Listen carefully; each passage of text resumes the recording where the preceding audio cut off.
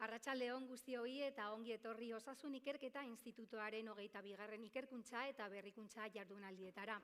Buenas tardes, bienvenidos, bienvenidas a las 22ª Jornadas de Investigación e Innovación del Instituto de Investigación Sanitaria Bioaraba.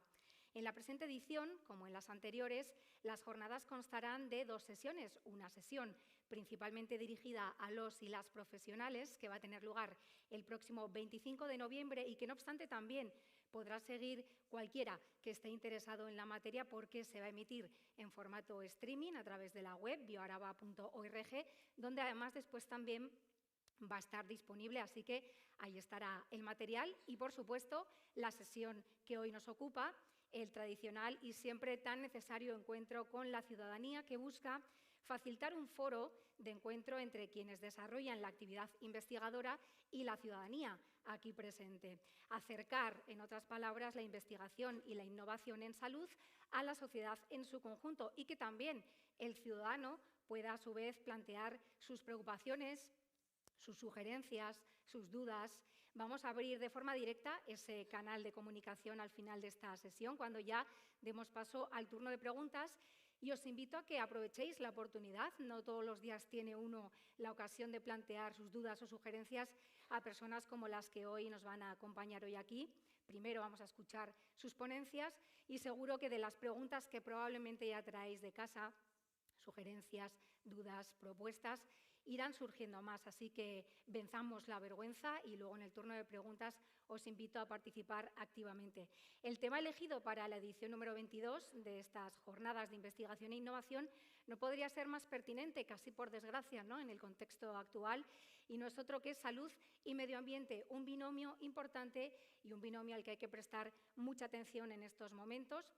Son 2 conceptos que casi nadie entiende ya que van separados, ¿no? Tenemos que estar muy atentos a todo esto. Ya estamos recibiendo interesantes y sonoros avisos del planeta a este respecto y hoy vamos a poder profundizar en todo ello con las reflexiones que aquí se van a ofrecer y con las que estoy segura de que van a surgir también después de forma más espontánea. Pero antes de entrar en materia y hecho este saludo inicial en nombre de la organización, me gustaría inaugurar de forma oficial estas jornadas aprovechando la presencia institucional aquí esta tarde. Quisiera invitar a este escenario, en primer lugar, al viceconsejero de Salud del Gobierno vasco, José Luis Quintas Díez, que nos acompaña, así que le recibimos con un fuerte aplauso. Txaro bero bat, mesedez.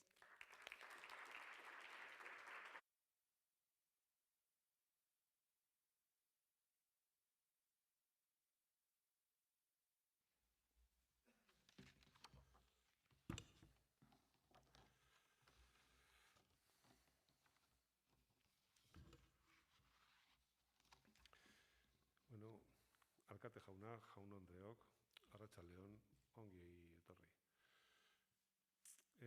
En primer lugar, decir que estoy aquí sustituyendo a nuestra sailburu, Gotxone Sagardui, que por un imprevisto de última hora, ayer, le ha sido imposible venir. Así que yo me voy a limitar a trasladar las palabras que ya os hubiera querido transmitir, si os parece. Para mí, de todas maneras, es un placer poder estar aquí entre todos vosotros. Bueno, hoy se celebra la 22ª edición de estas jornadas, que se dice pronto la cosa. Pero bueno, antes de escuchar las ponencias, que es lo que tenemos que hacer todos, si me permitís el atrevimiento, bueno, voy a dar alguna información que ya sé que es de sobra conocida, pero bueno, es una manera de contextualizar. Según las estimaciones de la OMS, el 23% de la mortalidad poblacional está relacionada con factores ambientales. Ahí es nada. Las condiciones de cada zona, ya sean sanitarias, industriales, económicas, sociales, medioambientales, por supuesto. En definitiva, las circunstancias en las que cada uno de nosotros vivimos tienen una influencia determinante en el resultado de salud que cada uno al final obtenemos. Esto hace muchos años que lo venimos llamando los determinantes no médicos de la salud. Y uno muy importante es el medioambiental. ¿Pero cómo puede influir el medio ambiente en nuestra salud? Bueno, pues yo creo que todos lo conocéis, ¿no? Contaminación de aire, agua, alimentos, saneamiento, higiene, agentes químicos y biológicos, radiaciones, ruido ambiental, riesgos laborales, los entornos urbanizados, y, por supuesto, el cambio climático son ejemplos que pueden producir múltiples efectos sobre la salud. No ha sido fácil durante muchos años identificar causa-efecto entre razones medioambientales y salud, pero hace ya mucho que cada vez hay más evidencias que hacen comprender la influencia directa que tiene el medio ambiente en todos nosotros y nosotras. Pero ojo, porque aunque en mucha menor medida, tampoco son despreciables los efectos perniciosos que como sistemas de salud, como industria sanitaria, provocamos hacia el medio ambiente. Por ejemplo, y especialmente en el consumo de medicamentos, que hoy, afortunadamente, pues nos lo van a explicar seguro con mucho detalle. Y, por supuesto, no podemos perder de vista los retos trascendentales que nos enfrentamos como humanidad ya, no como sistema sanitario ni como colectivo concreto, con el cambio climático. La OMS indica que el cambio climático no es causa de enfermedades, sino que magnifica los efectos de muchas de ellas. En todas las partes del mundo ya se están percibiendo las consecuencias del cambio climático sobre la salud humana. Además, los eventos meteorológicos extremos, como sequías e inundaciones, van a tener una clara incidencia en el aumento de hambrunas y se prevé que haya grandes movimientos migratorios, ya los está viendo, a países desarrollados y principalmente a sus ciudades. Bueno, pues de la misma manera que desde el Departamento de Salud estamos propiciando desde hace ya unos años la salud en todas las políticas, debemos actuar como sistema de salud también con el compromiso de la defensa del medio ambiente. En el marco estratégico que nos hemos dotado para esta legislatura 21-24, el Departamento de Salud, recogemos nuestra apuesta por actuar en verde y hacer frente al cambio climático evitando sus consecuencias en la medida de lo posible. En este sentido, la investigación científica es una herramienta magnífica para proporcionarnos datos que demuestran la relación inequívoca entre el cambio climático, los riesgos meteorológicos y la salud, y el medio ambiente en general. Por todo ello, necesitamos más investigación, más conocimiento científico que sustenten las actuaciones sanitarias y no sanitarias necesarias para enfrentar y frenar todos estos riesgos. Y también necesitamos que estos conocimientos y este esfuerzo de investigación lleguen a vosotros, lleguen a la población en general, porque jugáis un papel muy importante para enfrentar los retos y preservar así mejor nuestra salud.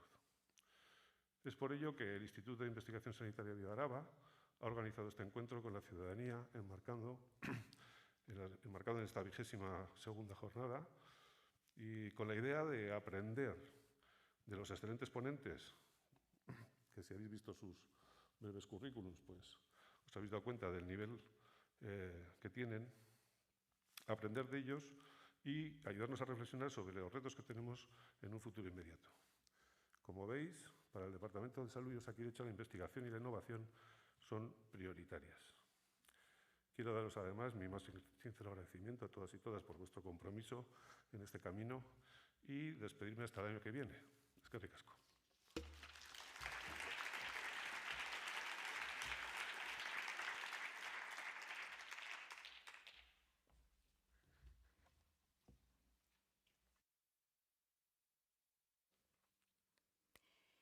Eskerrik asko, muchísimas gracias por sus palabras, señor Quintas, como viceconsejero de Salud del Gobierno vasco. Nos acompaña hoy también el alcalde de la ciudad, Gorka Urtaran, al que invito a subir al escenario para sumarse también a este saludo, si es tan amable. Un fuerte aplauso, por favor.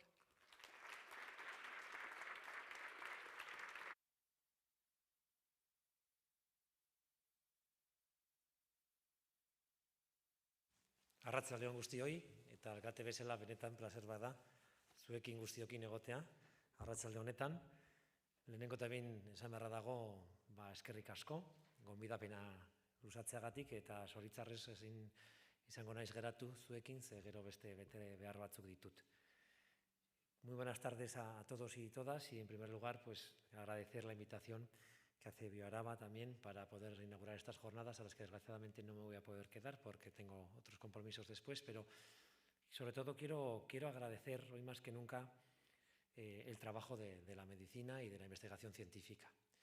Y luego también a Marian Fidalgo como directora científica del Instituto de Investigación Sanitaria BioAraba y al resto de profesionales de la medicina, de la farmacia, en definitiva, de toda la investigación que hace posible que podamos vivir mejor, ¿no? Creo que la pandemia nos ha demostrado que eso ha sido gracias a la medicina, gracias a la ciencia, gracias a la investigación. Hemos podido lograr en tiempo récord una vacuna que nos permite estar en estos momentos en Euskadi en una situación de casi normalidad, ¿no? Prácticamente eliminando todas las restricciones que teníamos hasta ahora, o casi todas. Así que tengo que agradecer de corazón el trabajo que hacéis, no solo ahora, sino durante la pandemia, sino siempre, porque lo más importante que tenemos las personas en la vida es la salud. Y si perdemos la salud, pues perdemos la calidad de vida y probablemente la vida en sí, ¿no? Y por lo tanto, todas aquellas personas que tenéis esa capacidad intelectual tan acusada, tan importante para poder dedicarse a la investigación, al conocimiento, a la medicina, a la farmacia, a otras disciplinas, y que además tenéis el talento de poder dirigir toda esa capacidad intelectual a ayudar a que podamos vivir más y mejor el resto de personas de este mundo, pues es para agradecer de corazón el trabajo que hacéis. Y por último, pues decir que estáis en la ciudad perfecta para organizar un congreso como este, ¿no? Especialmente porque nos preocupamos mucho de que Vitoria sea una ciudad sostenible, de que respetemos nuestro entorno natural, de que busquemos también sumideros de CO2 para que el aire que respiremos sea más puro, de que impulsemos una movilidad mucho más activa y saludable para que podamos hacer desplazamientos a pie o en bicicleta, y no solo para que sean más sostenibles, sino para que también el cuerpo esté mejor.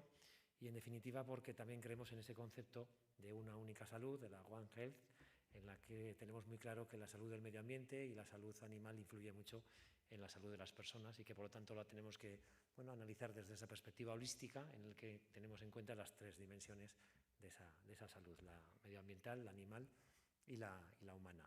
Así que eskerrik asko egiten duzuen lanagatik, segurazki oso interesgarriak izango dira hemendik aurrera egingo dituzuen hitzaldiak eta ponentziak, eta espero dezagun ere hemendik ateratzea ondorio interesgarriak zuen lanarako eta baita ere gure hirirako. Arratsalde on izan.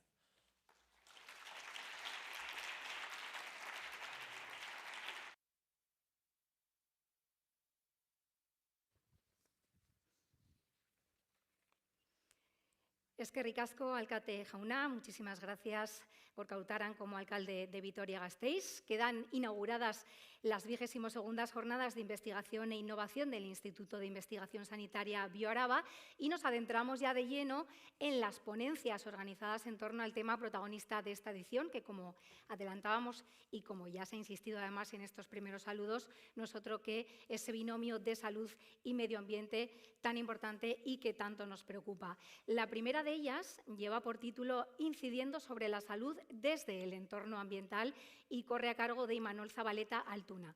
Voy a hacer una pequeña presentación de todos los ponentes, ya os adelanto que es muy difícil resumir esas trayectorias, pero haré lo posible.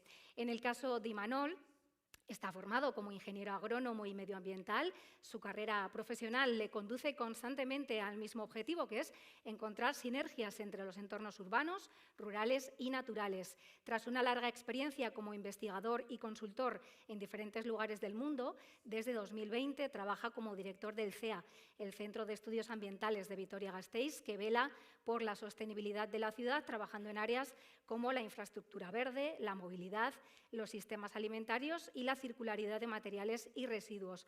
Lo hace con una innata curiosidad por comprender la razón de ser de los retos, porque Imanol es un apasionado de la intersección entre la investigación medioambiental y la implementación. Así que, Imanol, cuando quiera, por favor, también que tome asiento en la mesa e inaugure con esta primera ponencia el contenido previsto para hoy. Le recibimos con un fuerte aplauso, por favor.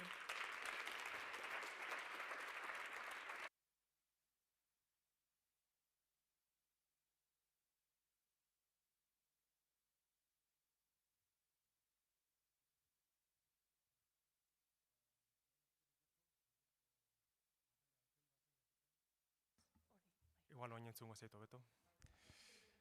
Eskerrik asko horrelako sarrera epel eta zoragarri batengatikan. Nire agurri beroena kepen zaudeten instituzioetako ordezkariei. Eskerrik asko BioArabari batez ere. Oindala ez dakiz zenbat hilabete aukera ematzen dutenean, bueno, Imanol, parte hartuko zenukola ingurumena eta osasunarekin zerikusia daukan hitzaldi baten, eta nola ez da parte hartuko, ez? Hau da, egunero egiten dugun lana eta zalantzari gabe baietza eman nuen, beraz, eskerrik asko aukera hau emateagatik. Nire hitzaldia, hitzaldiarekin hasi baino lehenago, aukera txikitxo bat, azalpen txikitxo bat, CEA zer den. CEA da Gasteizuko udal barruan daukagun pseudo ikerketa organismo bat. Gure lana da ikerketaren mundua eta implementazioa elkartzea, ez? Pixkat hor erdian gaude. Eta 4 ardatz estrategiko kudeatzen ditugu, direla berak esan duen bezala, azpiegitura berdea eta biodibertsitatea, mugikortasuna, sistema edo elikagai sistemak, eta zirkularidadea, materialena eta zagorrarena. Baditugu baita ere, hor aro urdinean agertzen diren 2 lan ardatz transversalak direla sentsibilizazioa eta hiritarren aktibazioa eta datuen estrategia.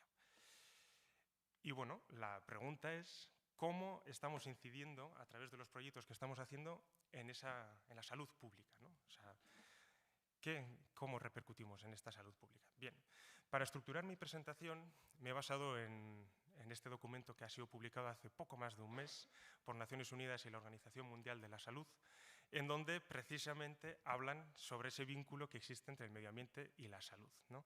Entonces, en este documento, como nos acaba de comentar nuestro viceconsejero, pues determinan o constatan que el 24% de las muertes globales son atribuibles a factores medioambientales, muchos de ellos prevenibles. Alrededor del total de estas muertes, alrededor del 55% se deben a muertes por infecciones respiratorias y un 29% se deberían a enfermedades coronarias. Los diferentes factores medioambientales que determinan cómo se puede incidir de manera positiva o negativa en la salud, según Naciones Unidas, se resumen en esta lista de 9 factores medioambientales. La contaminación atmosférica, la higiene y la salud debido a saneamiento, la gestión de residuos, cambio climático, el contacto, la exposición a la naturaleza, etcétera, etcétera. Como CEA, como Centro de Estudios Ambientales, los proyectos que estamos haciendo sobre todo van a incidir en los factores que he marcado con esos cuadraditos, ¿no? La contaminación del aire, la exposición a ecosistemas, al medio natural, espacios seguros y la movilidad activa y alimentación sana, ¿no?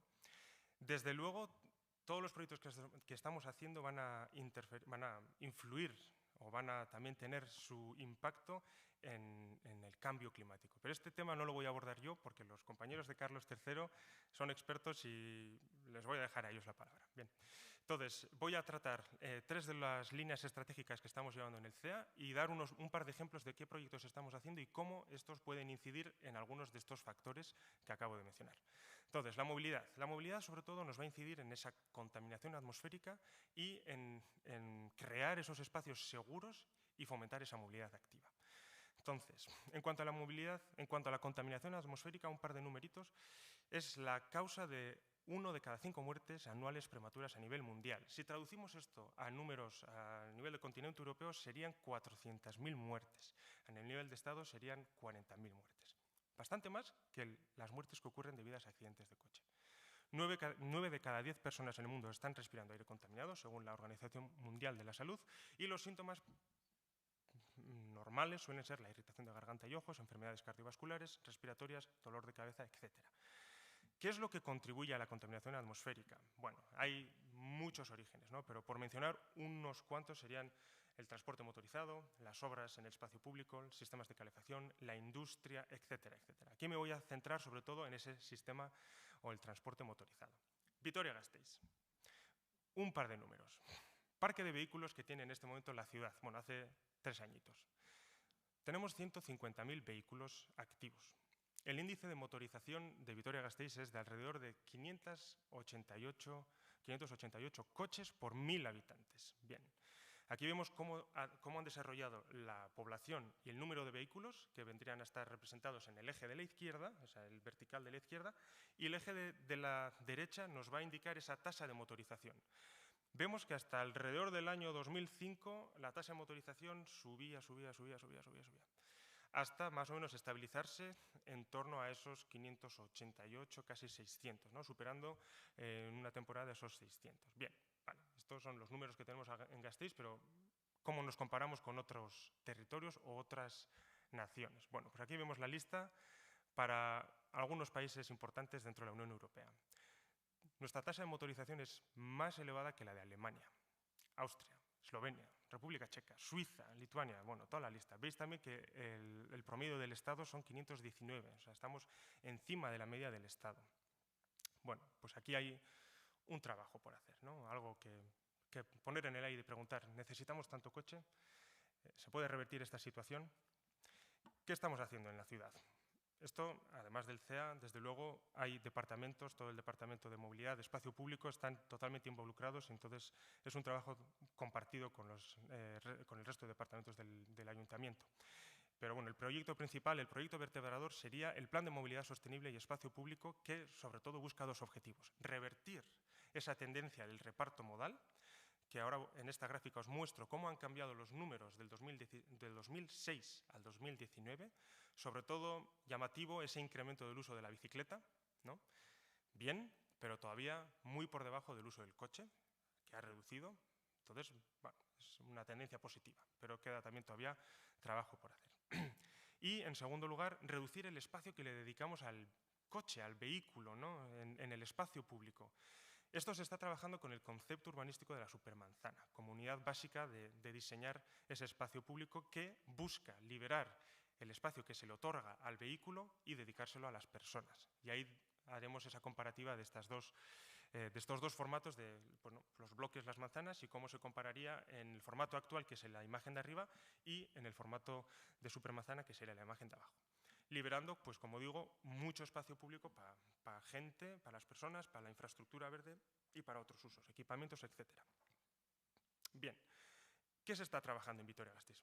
Si sois de aquí, ya habréis notado que en los últimos 10 años ha habido cambios sustanciales, ¿no? O sea, cuando hablamos de hardware me refiero pues, a la infraestructura tangible, ¿no? Es como si tuviésemos un ordenador, ¿qué estamos construyendo? ¿Cuál es el ordenador que estamos construyendo? Y luego vamos a ir metiendo softwares, ¿no? Y los softwares es un poco los retos que nos quedan todavía por hacer. En cuanto a los hardware, se ha trabajado mucho, se sabe lo que hay que hacer y se está construyendo poco a poco, ¿no? Y ahí, por ejemplo, un ejemplo muy claro sería la infraestructura ciclista. También los aparcamientos seguros de bicicletas, que ya habréis visto en la ciudad, y hay ya algunos nuevos planificados, como se muestran en el mapita. Esto por poner dos ejemplos. Existen más, las expansiones de las vías del tranvía, el BEI que se está construyendo también ahora, etcétera, etcétera. Como softwares, esto es un poco lo intangible, ¿no? Lo que suele ser más duro de roer porque implica hablar, implica colaborar, implica cambios de gestión, etcétera, etcétera. Pues bueno, pues dos proyectos interesantes que se están poniendo sobre la mesa, valorando y a ver si salen adelante. El primero sería el hub micrologístico. Aquí lo que se busca es trasladar una gran parte de la paquetería que hoy en día se distribuye con vehículo motorizado, es decir, con furgonetas, sobre todo en el centro, concentrar toda esa paquetería en un punto, en un hub micrologístico, y que ese material o esa paquetería se distribuya a cargo con cargo bikes.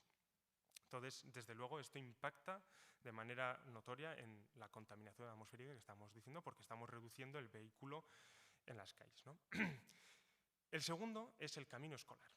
El camino escolar lo que busca es totalmente ese cambio de chip como padres, ¿no? Y como sociedad, de sentirnos seguros a la hora de mandar nuestros hijos al cole por sí solos andando o en bici.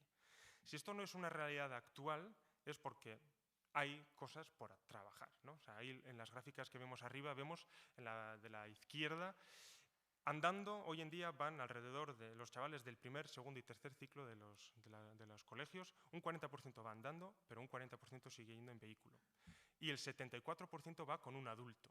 Esto si lo comparamos con los números de Suiza, Alemania, Dinamarca, bueno, pues tenemos todavía una dependencia mucho mayor, ¿no? Esa compañía es muy notoria, que, bueno, pues es también igual cultural, ¿no? Pero bueno, si se debe a una percepción de riesgo, se puede trabajar, ¿no? Y ahí pues, se puede trabajar, desde luego, facilitando o generando espacios más seguros en torno a los colegios y generando también un poco esa educación, tanto en la comunidad de chavales, del profesorado y de padres. ¿Y qué estaríamos generando con esto? Bueno, pues desde luego capital social. Al final estaríamos generando un tejido social que vela por la seguridad de nuestra comunidad infantil. Estaríamos también fomentando esa autonomía desde edades más tempranas, un desarrollo personal más fuerte, y las escuelas podrían también aprovechar este tipo de proyectos en sus contenidos sobre salud, movilidad y sostenibilidad. Y aquí estaríamos incidiendo en ese factor medioambiental de espacios seguros y movilidad activa. Bien, me paso a la segunda línea estratégica.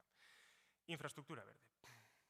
En la infraestructura verde, además del cambio climático, que no lo voy a mencionar porque tenemos aquí a los expertos, estaríamos también incidiendo desde luego en la contaminación atmosférica y esa exposición que les ofrecemos a los ciudadanos de Vitoria con los ecosistemas, con la naturaleza, etcétera, etcétera. Aquí ya estarán sonando las campanas en vuestras cabezas, ¿no? Del Anillo Verde y todos los parques de Gasteiz. Y, bueno, pues todo eso forma parte de esta estrategia.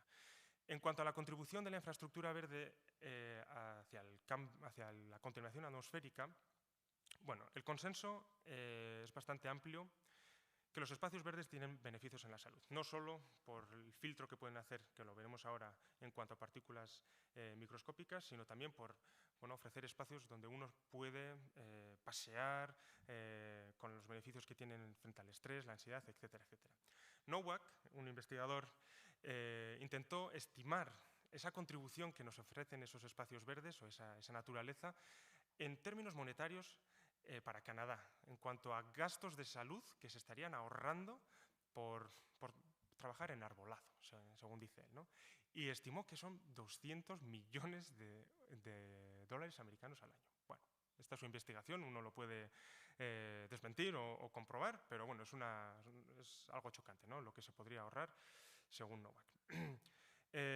Hay un rápido crecimiento en evidencias científicas en cuanto a la contribución de la purificación lo que contribuye la infraestructura verde en la contaminación atmosférica, y ahí pues se han estudiado diferentes mecanismos de reducción, sobre todo de esas partículas, de esas micropartículas flotantes que vienen a ser la deposición, la dispersión y la modificación. Bueno, entonces, simplemente como concepto, para que os quedéis, la vegetación actúa como filtro muchas veces, ¿no? Entonces se deposita, muchas de estas partículas se quedan depositadas. Esto es importante a tener en cuenta para poder luego diseñar el espacio público, ¿no? O sea, en zonas donde haya contaminación, pues porque tenemos igual un suelo un poco más arenoso y siempre hay polvo, etcétera, etcétera, pues se puede jugar con estas pantallas vivas para reducir esos impactos. Os quería compartir también un estudio que se llevó desde el CEA en el 2019, usando la metodología E-Tree, que es una metodología generada por el Servicio Forestal de Estados Unidos, y lo que hace es estudiar la contribución del arbolado de la ciudad en este aspecto, ¿no? Cuánto carbono está absorbiendo el arbolado de la ciudad cada día o cada año. Y lo estudiamos para Vitoria-Gasteiz. Los resultados en aquel entonces, en cuanto a número de árboles, la ciudad tenía alrededor de 100.000 árboles, y estos representaban una cobertura proyectada en suelo de sombra de alrededor de 232 hectáreas. La contribución del arbolado en cuanto a carbono.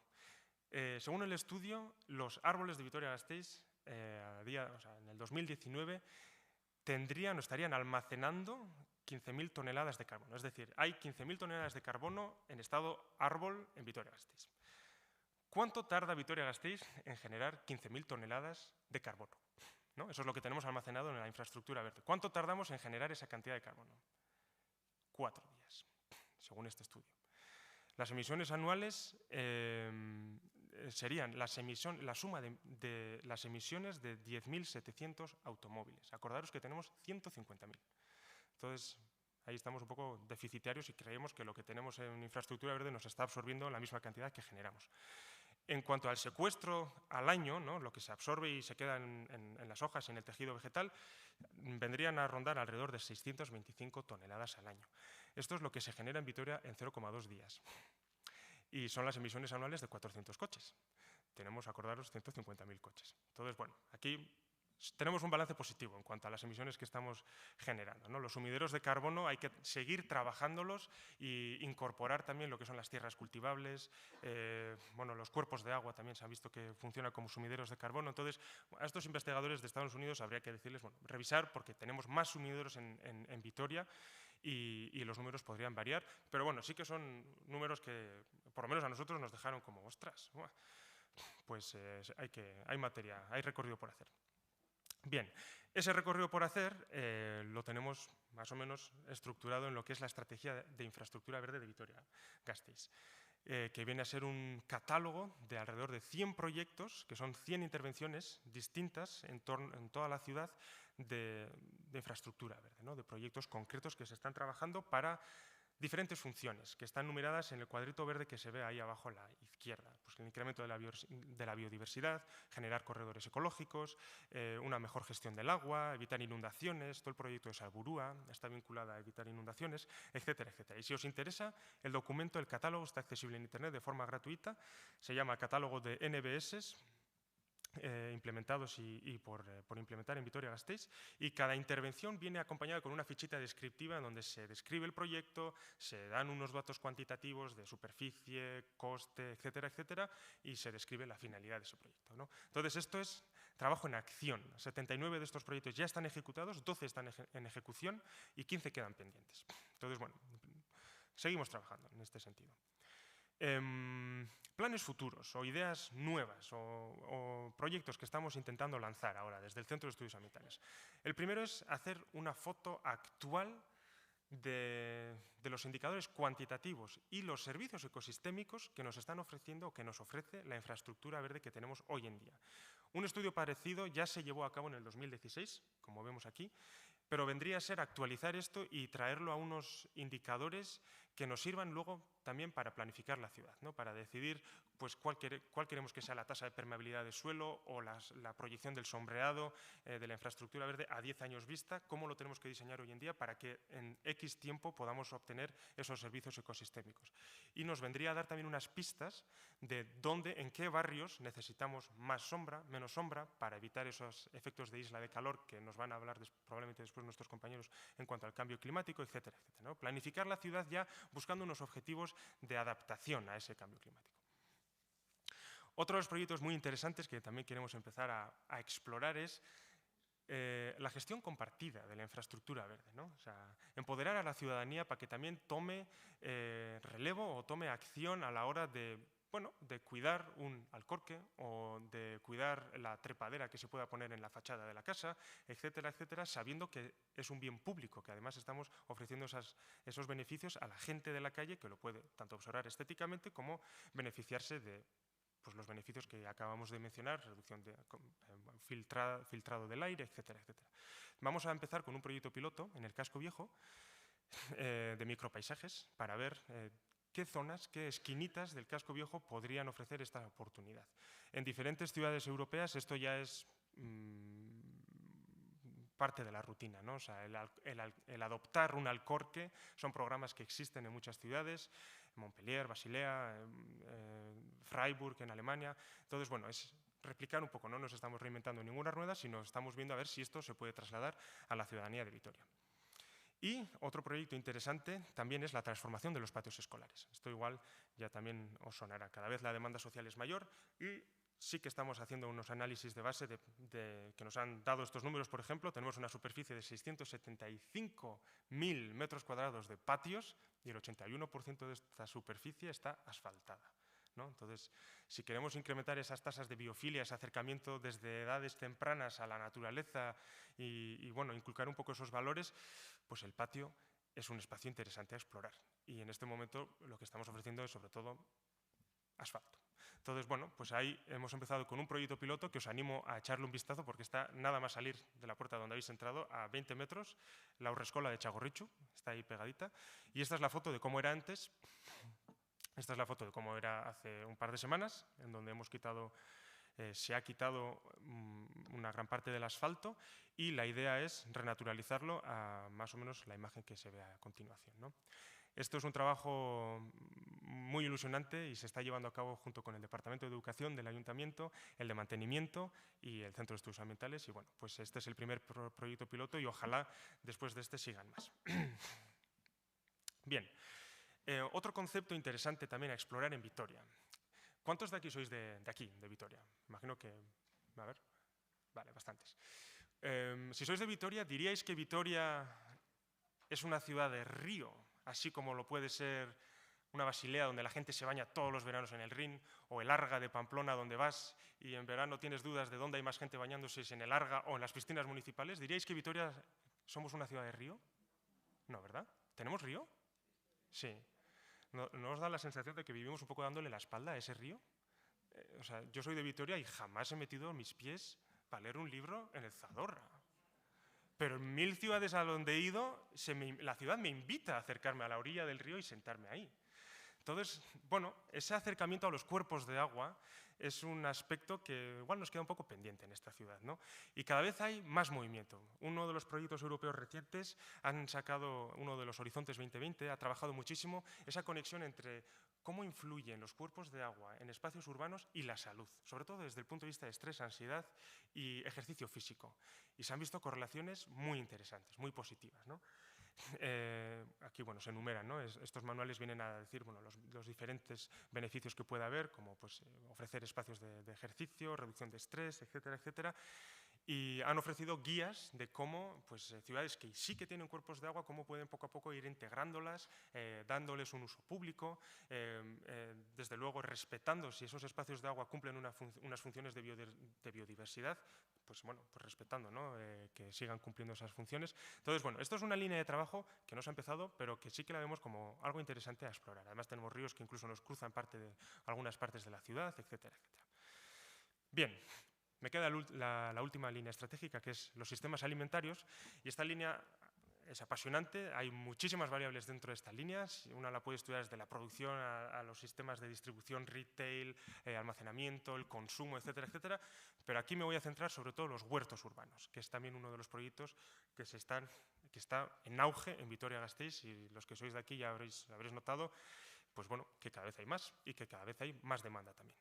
Entonces, de esos factores medioambientales que nos trasladan desde Naciones Unidas, los huertos urbanos estarían sobre todo incidiendo en estas dos, ¿no? Otra vez esa exposición de la ciudadanía a espacios verdes y esa alimentación sostenible o esa alimentación sana. Un artículo científico del año pasado estudia precisamente eso, cuáles son los beneficios en salud pública de los huertos urbanos. Y han comparado 138 casos en Europa, Norteamérica y Australia. Y la conclusión que han sacado es que esto de los huertos urbanos ha venido para quedarse, que hay un incremento en la demanda exponencial por toda Europa y los beneficios son contrastados. Reducción del efecto de isla de calor, alineándonos con los efectos del cambio climático, ruido y contaminación atmosférica. Genera capital social. Aquí en la foto de abajo, en el medio, vemos el huerto del Aquacolore, que está en el barrio del Aqua. Igual algunos sois del barrio. Igual algunos sois usuarios de este huerto. No, bueno. Pues la gente se junta, habla, deciden cómo van a plantar su parcela o igual se inspiran en la parcela de al lado. Entonces se genera de repente un tejido social, ¿no? Interesante, conectando gentes de diferentes edades que igual pues, por el día a día pues, nunca vas a generar un vínculo, y estos espacios sí que te ofrecen esas posibilidades, cohesión social y colaboración. Mejora el bienestar social. Sí que se ha visto en muchos de estos casos que se han estudiado que la gente dice, ostras, me ha ayudado a reducir mi ansiedad, a reducir mi estrés, evita el sedentarismo, incluso lo comparan con hacer tai chi o ir a jugar al golf, ¿no? El mantener un huertito todos los días o un par de días a la semana. También se ha visto interesante que los colegios que disponen de un huerto urbano, los niños empiezan a pedir o son más proclives a comer frutas y verduras que en los colegios donde no hay huertos urbanos, ¿no? Algunos casos de Estados Unidos demostraban, ostras, pues hay más demanda de alimentación sana por parte de los niños en los comedores. Y bueno, pues aquí cada uno tiene sus gustos, pero en mi opinión, y seguro que muchos de vosotros lo compartiréis también, a mí no me importaría tener unos espacios así cerquita de casa, ¿no? O sea, embellece el barrio y da vida. Y también algo interesante que resaltaban en este estudio es que estos beneficios se contagian no solo entre los usuarios de los huertos, sino a las familias o los habitantes del mismo barrio. En Gasteiz, ¿qué tenemos? Bueno, pues estos son en momento los huertos urbanos que tenemos en carga. Las de Urartea, que están en Avechuco, que si algún día tenéis ocasión y pasáis por ahí, visitarlas porque son preciosas. Tenemos 230 parcelas, hay asociaciones de autismo, colegios que tienen parcela, individuos particulares. Ahora va a haber una nueva convocatoria, se van a poner 50 parcelas se van a liberar y va a haber una convocatoria para lograrlas. Tuvimos otra convocatoria el año pasado de 50 parcelas también. Se solicitaron, hubo 500 solicitudes para 50 parcelas, entonces la demanda es palpable. Zabalortu, en Zabalgana, también hay un huerto urbano que se les ha quedado pequeño, de 60 parcelas, y ahora se está construyendo Ortubi. La Aquacolore tiene 66 parcelas. Y luego está la de Basalburu, en Salburua, que es un huertito de árboles comestibles. Bien, y además de los huertos urbanos existen también ya 13 huertos en escuelas. Esta es la foto del huerto de Judith Mendy, de la escuela de Judith Mendy. Y bueno, para acabar, vosotros también podríais beneficiaros de muchas cosas que se están llevando a cabo desde el Centro de Estudios Ambientales y desde luego os quería lanzar la invitación a que echéis una ojeada a la agenda de otoño para poder por lo menos buscar esa exposición y zambulliros en el entorno natural que tenemos, que nos ofrece bueno, pues la infraestructura verde que tenemos ya construida en Vitoria-Gasteiz. Tenemos alrededor de 178 actividades ya programadas, 1.200 plazas con inscripción, en Ataria, en el Jardín Botánico de Olarizu, en el Anillo Verde, y bueno, el objetivo pues acercar a la ciudadanía a la fauna y a la flora. Hay 3 exposiciones, una está en este momento en Ataria, ya en activo, 12 talleres de todo tipo, de cómo anillar aves, de identificar perrechicos, etcétera, etcétera, 41 recorridos naturalísticos en el municipio para escuchar la berrea de los ciervos y 116 actividades para hacer en familia. Entonces, bueno, que aquí oportunidades tenemos todos para beneficiarnos de estos servicios ecosistémicos que tenemos montados en la ciudad.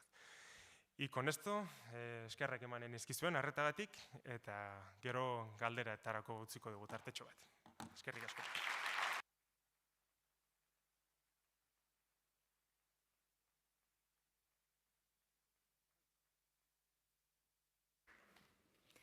Muchísimas gracias a Imanol Zabaleta Altuna por esta interesante ponencia en torno a cómo incidir sobre la salud desde el entorno ambiental. Ya le iba a invitar a que se quedara, veo que ya está avisado, porque queremos ir construyendo esta mesa de expertos para luego poder disfrutar de ellos y de sus conocimientos en el turno de preguntas. Y bueno, en lugar de volver a sus asientos, pues vamos a ir conformando la mesa de expertos en innovación, en investigación, en estas áreas que hoy nos ocupan de la salud y el medio ambiente. Vamos con la segunda de las ponencias, que lleva por título El impacto medioambiental de los medicamentos, algo que ya se apuntaba en el primer saludo y en lo que ahora ya vamos a poder profundizar. Corre a cargo de 2 excelentes profesionales también.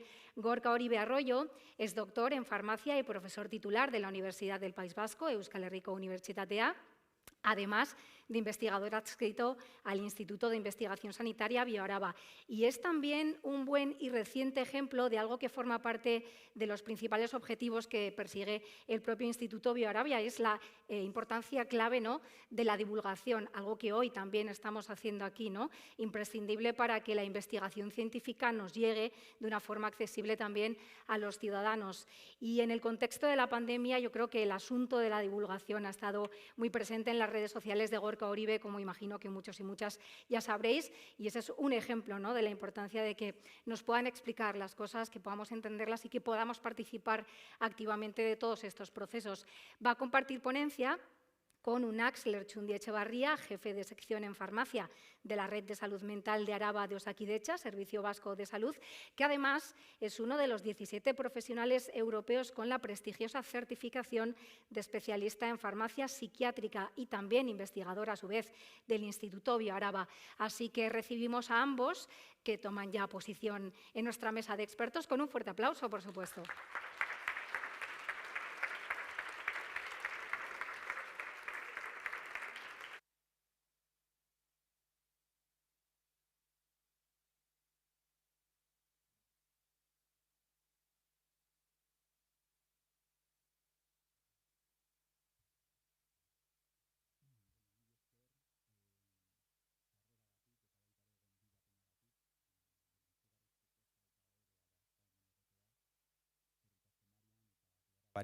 Ahí va. Bueno, eskerrik asko guztiei. Estaba, bueno, básicamente introduciéndome. Buenas tardes. Bueno, es un placer y un honor estar aquí hoy con vosotros, compartir estos minutos. Quería agradecer a Marian y a Bioaraba la invitación. Este es un proyecto, bueno, relativamente reciente. que surge un poco de esa sinergia entre UNACS y en este caso también yo mismo, un poco entre lo que es Bioaraba, la universidad. Y bueno, queremos presentaros hoy un proyecto que gira en torno, como bien decías en la presentación, a la farmacontaminación, al impacto medioambiental que tienen los medicamentos. Os vamos a explicar un poquitín qué idea es, qué supone este concepto, obviamente cuáles son las repercusiones que puede tener, las consecuencias que ya están descritas en la literatura científica, que son palpables. Y luego acabaremos nuestra conferencia pues contándoos un poquitín qué es lo que pretendemos, cómo queremos desarrollar un programa de innovación que se centra en 3 ejes fundamentalmente, en la investigación, en la formación y también en la difusión y divulgación, una tarea que, por ejemplo, hoy pues, la estamos intentando representar. Bueno, lógicamente vamos a hablar de fármacos y de medicamentos, que son fundamentales, todos lo sabéis, ¿no? La coyuntura sanitaria, social, económica que estamos viviendo, que hemos vivido intensamente en este año y medio, pues ha reflejado y ha puesto todavía más en valor la relevancia que tienen los medicamentos, tanto terapéuticos como preventivos, como son las vacunas, y tanto UNACS como yo mismo somos defensores fieles de lo que son los medicamentos y su importancia. Nada de lo que vayamos a decir aquí indudablemente va en contra de esta idea central y quiero que quede muy claro desde el inicio, ¿no? Desde luego, los fármacos y los medicamentos en los últimos años, y hay diferentes gráficas, diferentes evidencias que así lo atestiguan, pues están en continuo, digamos, crecimiento en cuanto a su uso, ¿no? Se ha desarrollado una industria farmacéutica que ha encontrado nichos muy interesantes, moléculas cada vez, digamos, más efectivas, seguras. Indudablemente la población cada vez pues es mayor y también la expectativa de vida en los países desarrollados pues es también muy elevada. De hecho, en Euskadi, pues lógicamente, como sabéis, es muy alta y el uso de los medicamentos pues se ha ido intensificando, ¿no? Especialmente a partir de una determinada edad. Y no es una cuestión de comparar una cosa con otra, que es mayor o que es peor o que es mejor, etcétera, sino que quería que vierais en esta gráfica que habla de ese incremento porcentual y relativo, como mientras pues, aspectos como el CO2, como la población, como todo lo que es la industria química, etcétera, sin duda alguna han ido aumentando. Es muy palpable, ¿no?, ver en los últimos 50, 60 años cómo se ha producido prácticamente un crecimiento exponencial, ¿no? Un crecimiento que además es claramente evidente año a año, ¿no?, en el consumo y uso de medicamentos, ¿no? Y esto es importante para que entendáis posiblemente la magnitud, ¿no?, de muchas de las cosas y consecuencias que os vamos a ir explicando UNACS y yo, ¿no? Como os decía, el hablar de farmacontaminación significa considerar a los medicamentos también como un contaminante de interés emergente, ¿no? Estos son unos contaminantes que no es que sean nuevos, que no es que no se conozca que tenían un impacto medioambiental, sino que básicamente sus consecuencias cada día son más evidentes. Cada vez hay más trabajos científicos que demuestran que de alguna manera esos fármacos que estamos consumiendo todos en determinados momentos, de una forma aguda o de una forma crónica, acaban llegando al medio ambiente y tienen un impacto medioambiental. Y para que podáis entender perfectamente cómo es esa vida del medicamento, pues en unas diapositivas os voy a ir enseñando precisamente ese ciclo, ¿no?, para que vayáis viendo desde el proceso de fabricación hasta que acaba en las diferentes matrices, en los ecosistemas, cuál es esa vida, ¿no?, del medicamento. También quiero que ampliéis, digamos, lo que es el espectro de pensamiento y de actuación sobre los medicamentos, no solo valorando lo que es la medicación humana, sino también, lógicamente, la veterinaria. Convivimos en una sociedad donde hay millones de animales junto a nosotros. Hay perros, gatos, bovinos, ovinos, hay millones de ellos que también reciben, lógicamente, medicación pues muy variada, ¿no?, antiparasitarios, antibióticos, etcétera. No es tanto que haya ido creciendo en volumen la cantidad de medicamentos usados, sino que cada vez, lógicamente, hay más animales, se emplean más animales y esto también repercute de una manera u otra, ¿no? Y como me presentaban como lo que soy, profesor de universidad, y teniendo aquí una facultad, como es la Facultad de Farmacia, pues a mí me toca, tengo la suerte de estar ya durante unos cuantos años viendo a la generación de nuevas farmacéuticas, porque fundamentalmente son farmacéuticas y farmacéuticos que año tras año pues bueno, van obteniendo la licenciatura, ahora el grado de farmacia, y a mí me toca enseñarles un poco también esa vida del medicamento. Y la verdad es que la vida del medicamento prácticamente acaba en el momento en el que sale de nuestro organismo, ¿no? Esto que veis aquí que pone LATME, que se enseña en todas las facultades de farmacia del mundo, es ese ciclo o esa vida del medicamento en nuestro organismo, desde la liberación y absorción cuando tomamos un comprimido oral, hasta la distribución, metabolismo y excreción, que normalmente, como sabéis, pues se hace por diferentes fluidos, vía gastrointestinal o fundamentalmente orina, ¿no?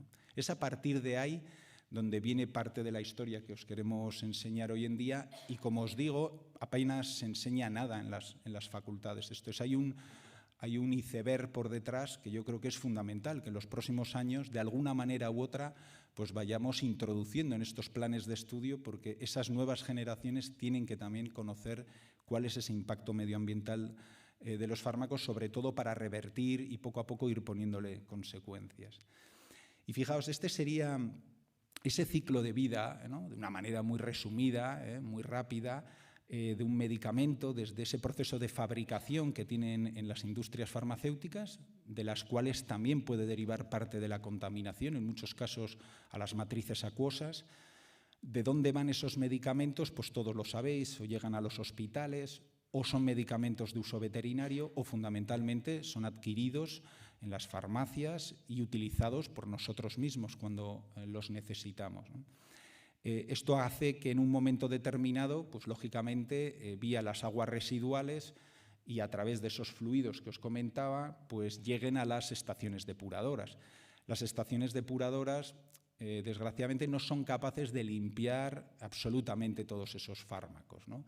Sí que es cierto que algunos quedan ahí, esto es, no salen de la depuradora, digamos, al río, pero en muchos casos, pues bueno, algunos fármacos lo hacen, ya están descritos decenas de ellos en medioambientes tanto sólidos como acuosos, y aunque estén en concentraciones muy bajitas, son capaces de interactuar con pues, tanto insectos, fauna, flora, etcétera, ¿no? De alguna manera acaban llegando a los peces o acaban llegando a diferentes mamíferos por bioacumulación, ¿no?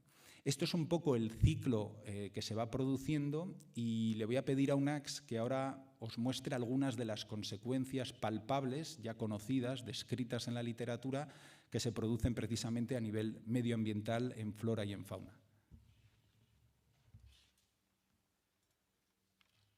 Muy bien. Bueno, los fármacos llegan al medio ambiente y luego allí, ¿qué pasa?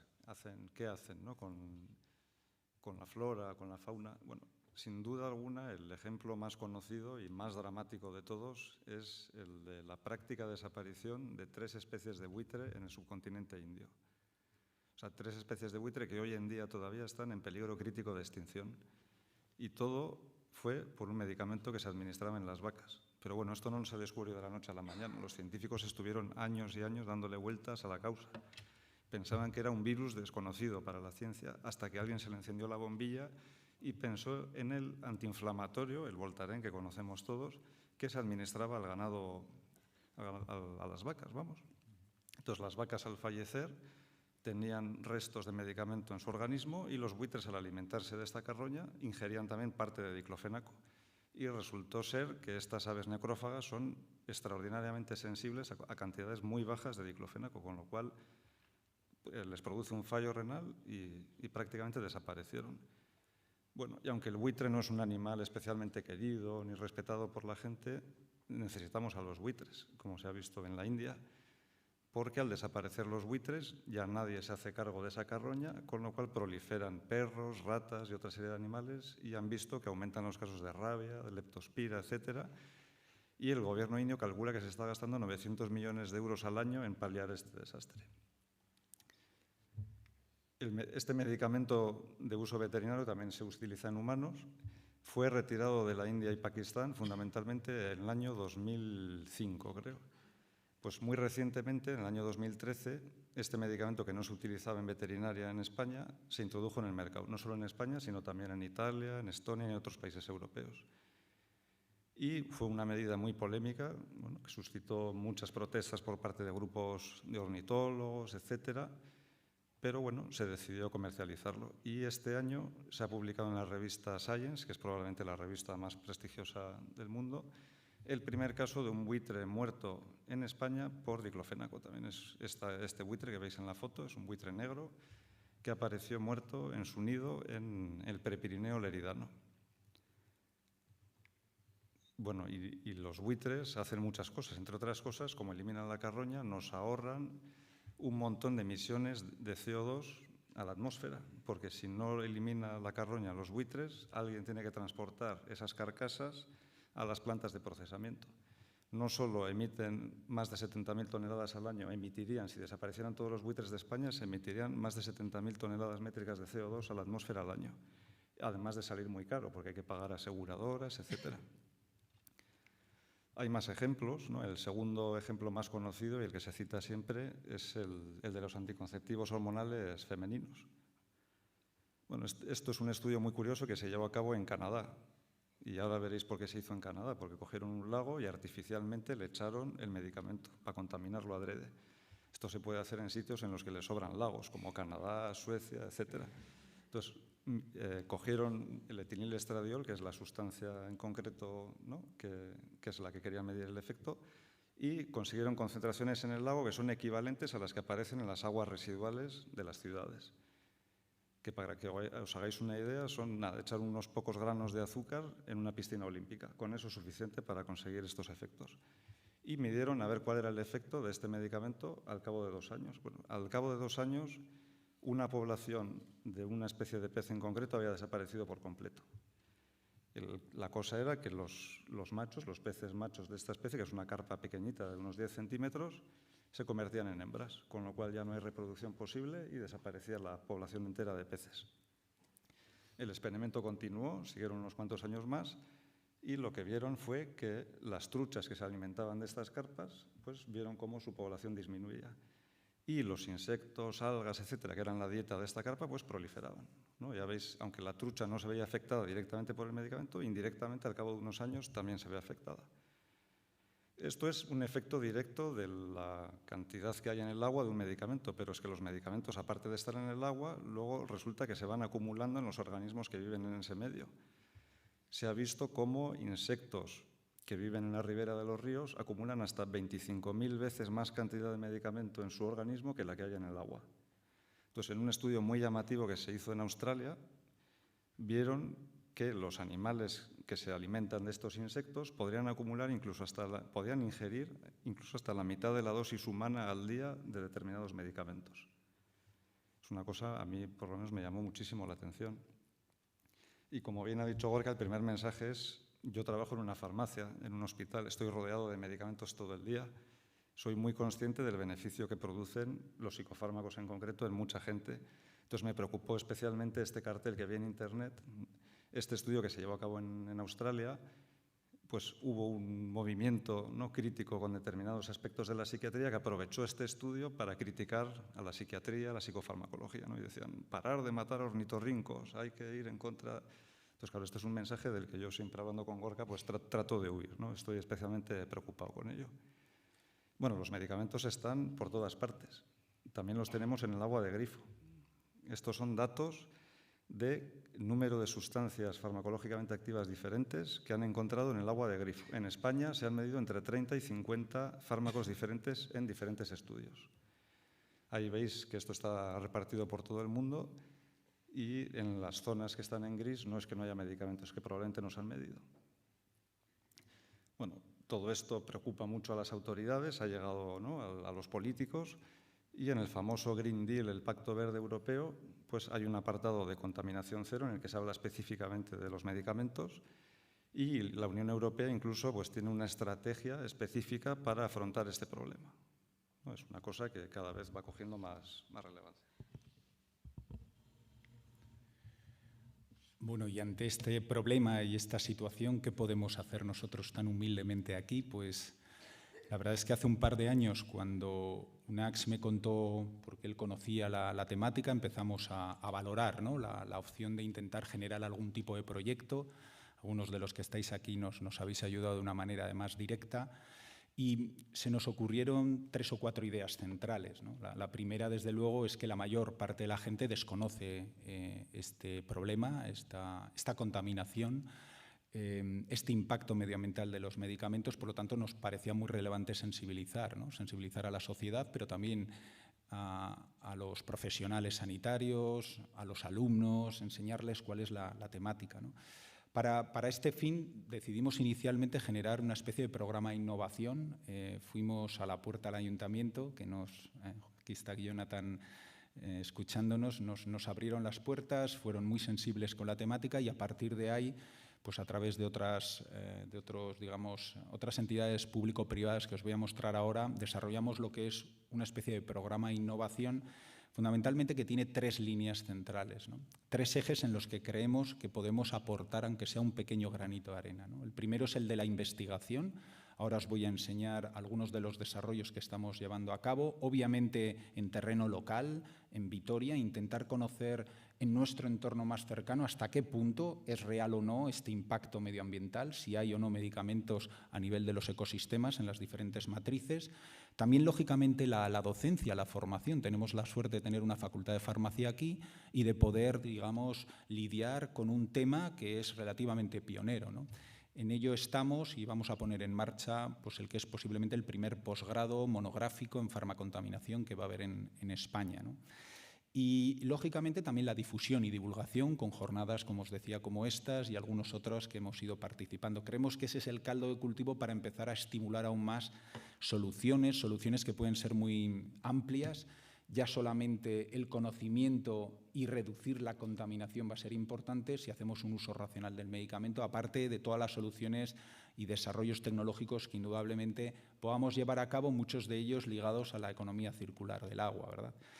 Este es la foto, ¿no?, familiar de este programa de innovación que, como veis, pues firmamos junto al Ayuntamiento, la Diputación, la Fundación Vital, la Anvisa, obviamente Bioaraba y la Universidad, el colegio también farmacéutico, BIC, tenemos también por allá a David, Aquadat, etcétera. Intentamos buscar un nicho de sensibilidad para empezar realmente a traccionar, ¿no? Como os digo, el perfil científico para nosotros es importante. A lo largo de estos 2 años hemos publicado 15 artículos científicos internacionales, el 70% están en Q1, incluyendo alguna aportación a la prestigiosa revista Lancet, la revista Stoten, intentando coligar este problema a aspectos de objetivos de desarrollo sostenible, de One Health, ligando, digamos, diferentes familias de medicamentos y sus posibles impactos medioambientales, redefiniendo de una manera humilde también el concepto de uso racional de medicamento, precisamente para que no se fije solamente en la salud humana, sino que integre esa salud humana con la animal también en la medioambiental. Tenemos también una página web con la que intentamos ir poco a poco pues formando, digamos, y divulgando estos conceptos. Pero desde el terreno práctico, gracias también a la ayuda del Ayuntamiento y Anvisa, pues bueno, nos hemos encontrado con las posibilidades que ofrece también la epidemiología basada en aguas residuales, ¿eh? ¿Quién nos lo iba a decir hace un par de años que íbamos a estar cogiendo muestras de aguas residuales, de lo que entra y de lo que sale en nuestras estaciones depuradoras? Porque a partir de ellas podemos conocer mucho del comportamiento que se produce en una sociedad. Fijaos, hasta tal punto que ha sido una de las herramientas relativamente importantes para un diagnóstico precoz en cuanto a la intensidad y prevalencia del virus, del coronavirus. Y es que al ser excretado inicialmente por vía gastrointestinal, el aumento en aguas residuales normalmente precede a luego el número de infectados, ¿no? Pero, lógicamente, nuestro asunto central ha sido medir sustancias, medir fármacos, medicamentos, y también hemos extrapolado esta misma tecnología o posibilidades a las sustancias ilícitas, ¿eh? De hecho, recientemente nos hemos introducido dentro de la red nacional SARNet precisamente para ir determinando qué sustancias ilícitas pueden aparecer en nuestras aguas que, lógicamente, reflejan cuál es el consumo, ¿no?, en estos hábitos que hay en nuestra comunidad. Y, básicamente, antes de pasarle nuevamente el testigo a UNACS, deciros que vamos a publicar ahora un trabajo que efectivamente demuestra cómo, pues en la presencia, sobre todo en esa primera oleada que se produjo en marzo, abril del 2020, pues bueno, se han podido lógicamente determinar y detectar muchísimos medicamentos y algunos de ellos están íntimamente ligados a la COVID, ¿no? A la enfermedad, puesto que en esos momentos, lógicamente, pues, se prescribieron muchísimos fármacos y algunos de ellos también tienen cierto impacto medioambiental, ¿no? Queríamos despedirnos un poco hablando de soluciones, ¿no? ¿Qué se puede intentar hacer? Porque yo creo que estas 2, 3 últimas diapositivas son centrales, esenciales, más hablando con la ciudadanía, porque en nuestra mano también está la de poder ir reduciendo en parte esta contaminación. El problema lo tenemos ahí y ahora ¿cómo lo arreglamos? ¿Cómo lo afrontamos? Evidentemente se puede actuar a múltiples niveles. Es un problema muy complejo, el medicamento afecta a muchas cosas, pero desde luego podemos actuar al final de la tubería, podemos mejorar la tecnología de eliminación de los fármacos de las aguas residuales, ¿no? Aplicando tecnología que ya hay o desarrollando tecnología nueva, mejorando la gestión de residuos con programas tipo SIGRE, etcétera, que bueno, es un programa pionero, pero se puede mejorar. Pero quizá más interesante sería conseguir que menos contaminantes lleguen a la tubería, que menos contaminantes lleguen a la depuradora. Un concepto muy atractivo, pero difícil de llevar a cabo, es diseñar los medicamentos de forma degradable de inicio, o sea, diseñar medicamentos que sean verdes, para que una vez los excretamos desaparezcan. Hay incluso quien ha propuesto que los sanitarios deberíamos, o los médicos deberían ecoprescribir o hacer una prescripción verde, una prescripción sostenible. Por desgracia, este concepto lo propuso el señor que tenéis ahí en la foto, que es el exdirector de la Agencia de Protección de Medio Ambiente americana, Christian Daughton. No parece que haya tenido demasiado éxito hasta ahora, por desgracia. Yo creo que todavía esto es un camino por recorrer.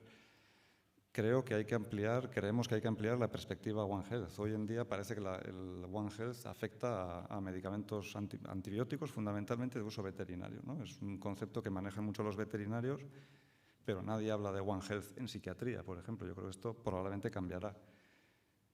No necesitamos más motivos para usar bien los medicamentos, para usarlos de forma racional, pero bueno, es un motivo más para fomentar el uso racional del medicamento. Y desde luego va a hacer falta mejorar la legislación, hay que mejorar el marco regulatorio, ¿no? de múltiples maneras. Y luego, pues igual que hacemos con los medicamentos desde el punto de vista de la salud humana, de las reacciones adversas, probablemente necesitamos monitorizar los efectos farmacológicos de los fármacos en el medio ambiente, ¿no? Y hacerlo de una forma sistematizada, etcétera, investigando qué es lo que está pasando, porque estamos utilizando solo en Europa más de 4.000 fármacos diferentes. Y ya se han encontrado en el medio ambiente más de 700, con lo cual es un tema muy complicado, pero del que todavía hay que investigar mucho más. Y como bien decía Gorka, un apartado fundamental, ¿no? Especialmente en las profesiones sanitarias, es necesitamos que la gente salga de la facultad habiendo oído hablar de esto.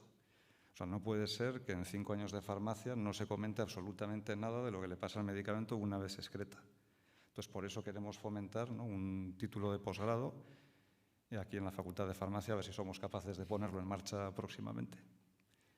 Y nada, bueno, pues muchas gracias a todos y luego si queréis en el turno de preguntas, pues contestamos a lo que podamos.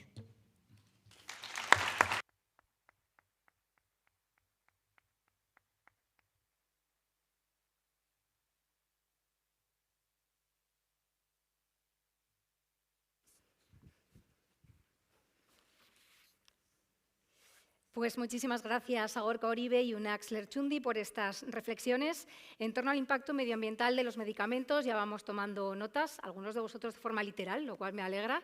Esta es una sesión muy participativa e interactiva. Y vamos con la tercera ponencia de esta jornada, que lleva por título Cambio climático, implicaciones en salud humana. Todos, a excepción de quienes no desean verlo, que todavía alguno queda, estamos tristemente familiarizados con la realidad innegable para la mayoría del cambio climático. Quizá no tanto como deberíamos, y en eso estamos también, ¿no? Seguimos informándonos de cosas que, por ejemplo, hoy a muchos de nosotros, o por lo menos a mí, nos han descubierto, ¿no? Y vamos a estar por ello también atentos y atentas a las reflexiones de los dos magníficos profesionales que hoy van a abordar esta cuestión, con la vista puesta en su impacto sobre la salud humana. Voy a presentarlos también. Tenemos a Julio Díaz Jiménez, que es doctor en Ciencias Físicas por la Universidad Complutense de Madrid en la especialidad de Física de la Tierra y el Cosmos y científico titular del Instituto de Salud Carlos III. En la actualidad es el director de la Unidad de Referencia en Cambio Climático, Medio Ambiente y Salud de la ENS, la Escuela Nacional de Sanidad, y director técnico del Plan ante las altas temperaturas del Ministerio de Sanidad español. Aún encuentra tiempo en su apretada agenda para colaborar con la Organización Mundial de la Salud en asuntos relacionados precisamente con el cambio climático y extremos térmicos. Y también contamos hoy con Cristina Linares Gil, es doctora en Medicina Preventiva y Salud Pública por la Universidad Autónoma de Madrid. Sus principales líneas de investigación se centran en el impacto de diversos factores ambientales en la salud, el tema que hoy nos ocupa, y actualmente es científica titular codirigiendo la Unidad de Referencia en Cambio Climático y Salud de la Escuela Nacional de Sanidad en el Instituto de Salud Carlos III. También ella encuentra tiempo en su agenda para compartir sus valiosos conocimientos con la OMS en asuntos relacionados con temperaturas extremas, cambio climático y salud. Y por si esto fuera poco, también es asesora de Naciones Unidas en el área de eventos meteorológicos extremos y olas de calor, algo con lo que también estamos familiarizados, no tanto en Euskadi, pero todo llegará, pero desde luego sí en otros muchos puntos. Así que cuando quieran recibimos a ambos también en nuestra mesa de expertos. Un fuerte aplauso, por favor.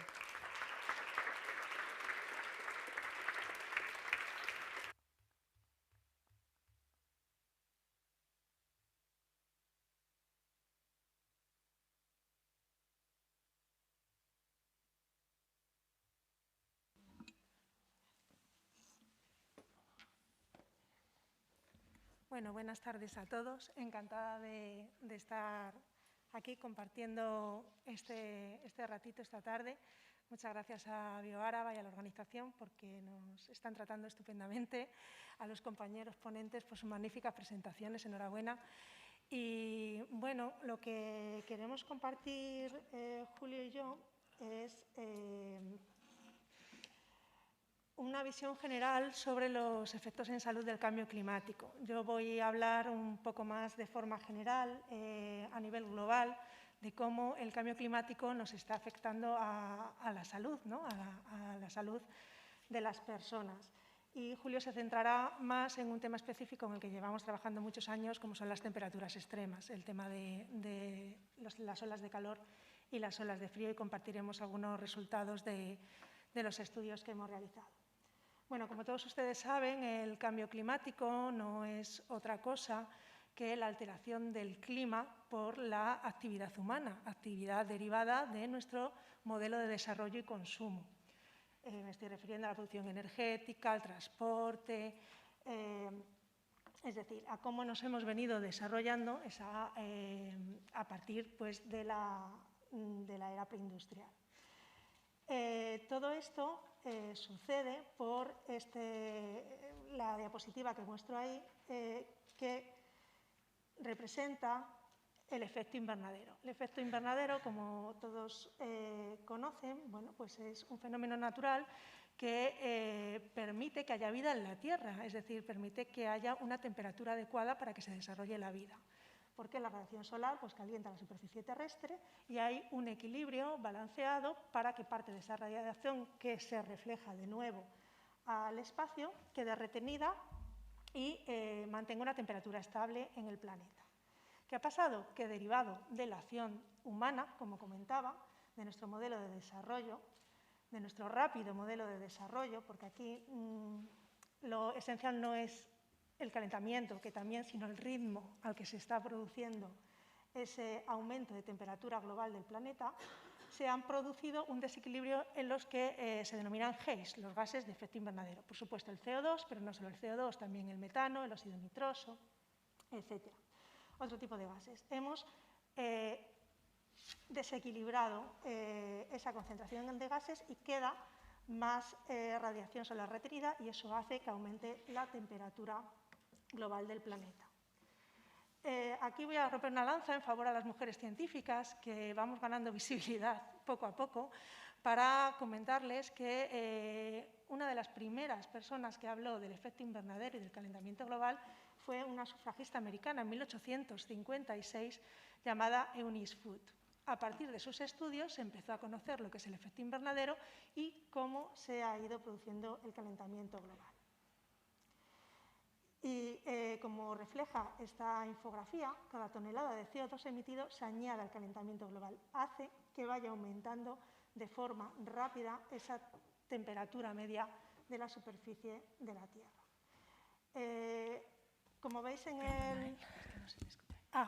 como veis en el eje de las X, ¿no? en la barra central, bueno, pues esa temperatura ha ido aumentando paralelamente prácticamente a el aumento de emisiones de CO2. Y lo que aparece en colores son los escenarios previstos para los años futuros.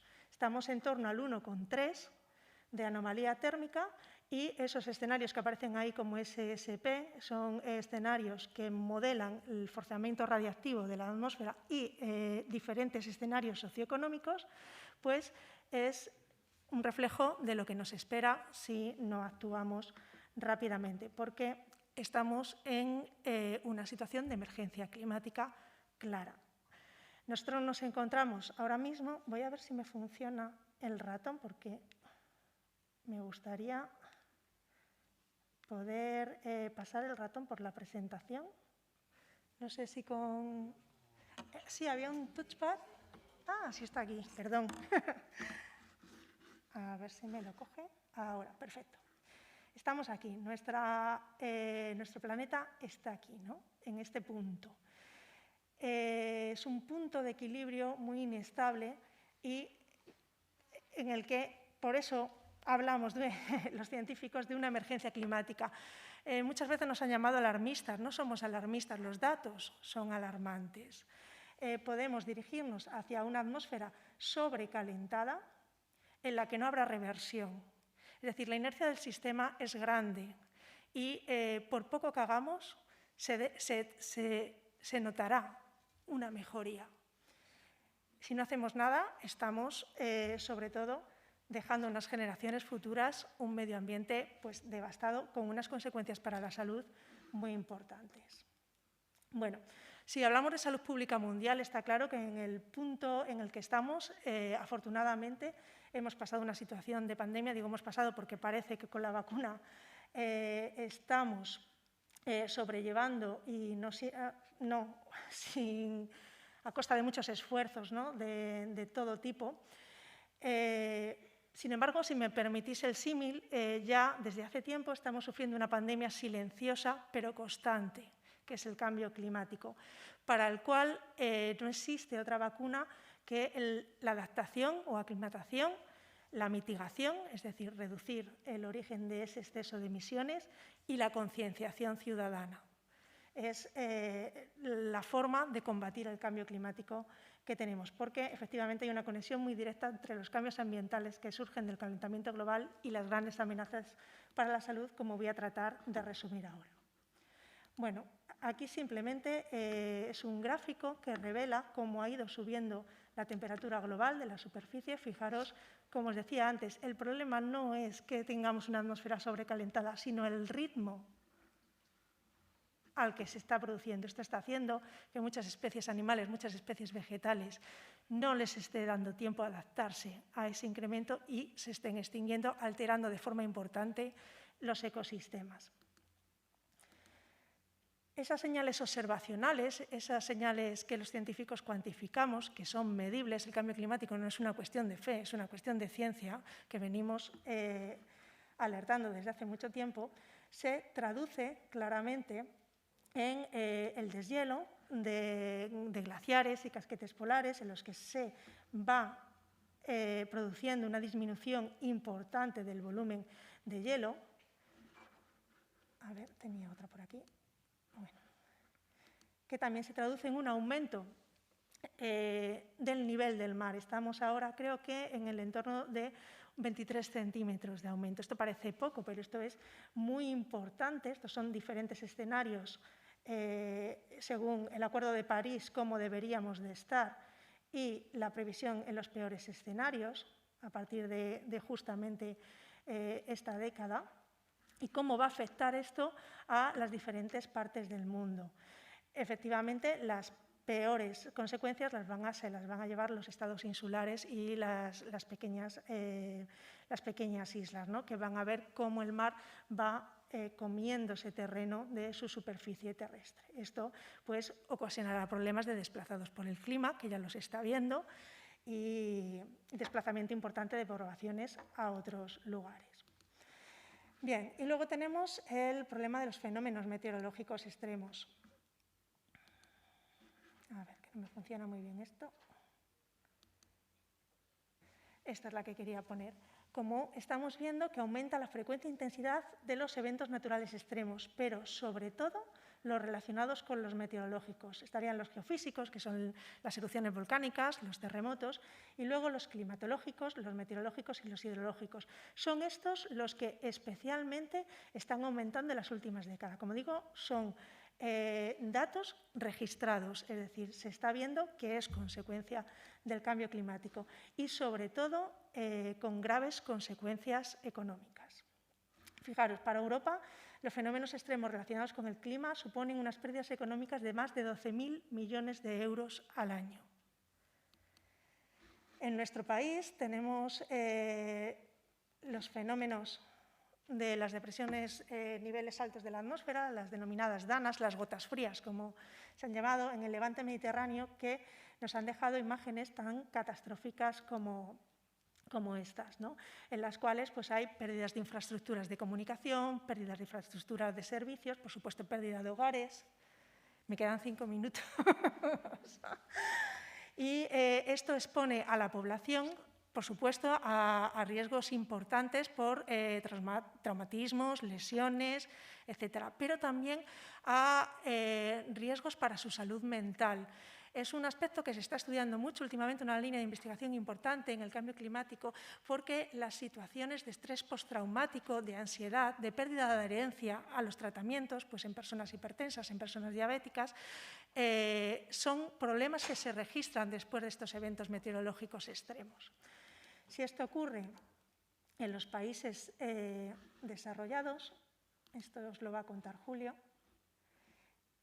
imaginaros en países menos ricos, en países empobrecidos, donde, por ejemplo, una cosa tan sencilla como saber nadar marca una diferencia muy importante entre el riesgo de mortalidad entre hombres y mujeres, en la desigualdad de género. ¿Por qué? Porque hay países en los únicos que aprenden a nadar son los varones. Entonces, se ha registrado mucha más mortalidad en mujeres y niñas que en el sexo masculino, en el género masculino, simplemente por una cuestión educacional. Las mujeres ya tienen una vulnerabilidad mayor en esos países. Por supuesto, ni que decir tiene de pérdida de cultivos, forma de vida, etcétera, etcétera. Por supuesto, aumento de sequías con consecuencias importantes para la salud, por aumento de desertificación del terreno, importante para las enfermedades de tipo respiratorio. Nosotros ya hemos llevado a cabo diferentes estudios en los que vemos cómo las condiciones de sequía han ido aumentando en la península ibérica y esto está influyendo en la incidencia de la mortalidad por causas circulatorias y por causas respiratorias. Por supuesto, también el aumento de incendios forestales que hemos sufrido, pues lo hemos visto hace nada en los medios de comunicación. Es importante, por tanto, considerar toda esta magnitud en salud mental, en los impactos físicos, en el impacto en las comunidades. Hay unos datos hechos, un estudio que decía que después del huracán Katrina, que fue en el año 2005 en el sudeste, en Estados Unidos, el riesgo de padecer una enfermedad mental fue de un 4% mayor en la población que había sufrido ese evento frente a la población que no lo sufrió. Por supuesto, cosas importantes, las condiciones de sequía y los fenómenos meteorológicos extremos exponen a la población a una menor disponibilidad y calidad del agua, aumentando el número de enfermedades infecciosas que se transmiten por el agua y los alimentos con los que se riega ese agua, influyendo en condiciones de seguridad alimentaria. Todo esto se une a la pérdida de diversidad, a los cambios ecológicos en los ecosistemas, que ya he comentado, produciendo pues, mayores condiciones de pobreza, hambruna, debido a la menor productividad agrícola, ganadera y acuícola, produciendo el fenómeno, en muchos casos, en países desfavorecidos. Estas condiciones aumentan los conflictos bélicos y se produce lo que ya se conoce como la figura del refugiado climático.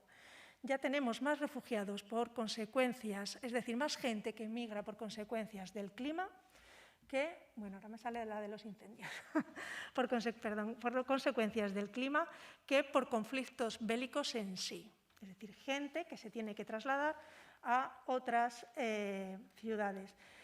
Además, bueno, esto ya lo hemos comentado, el tema de la vulnerabilidad, el aumento de la mortalidad, de la desnutrición.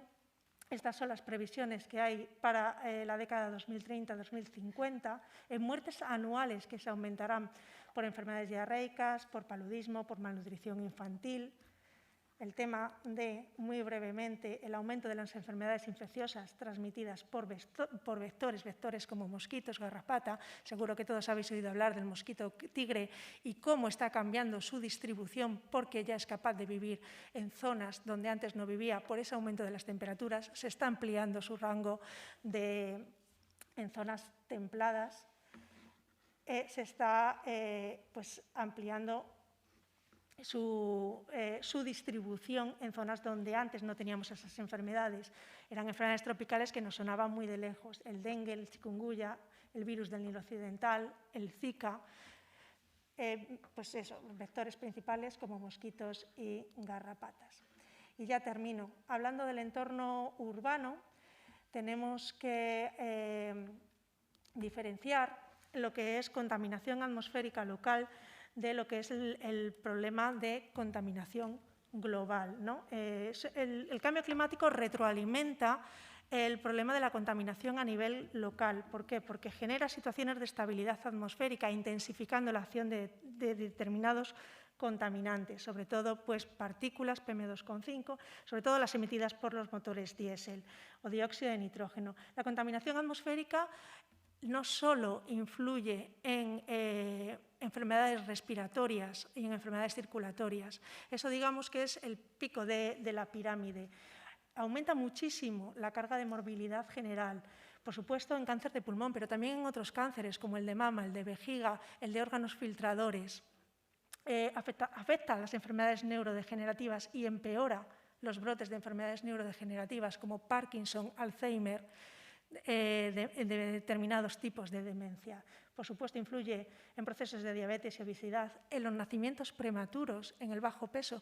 Si siempre decimos a las embarazadas que no deben de fumar, que no deben de consumir alcohol, también no debemos exponerlas a calidad del aire nocivas, a altos niveles de contaminación, porque la placenta es permeable a esos contaminantes, a las PM2,5, al dióxido de nitrógeno, compitiendo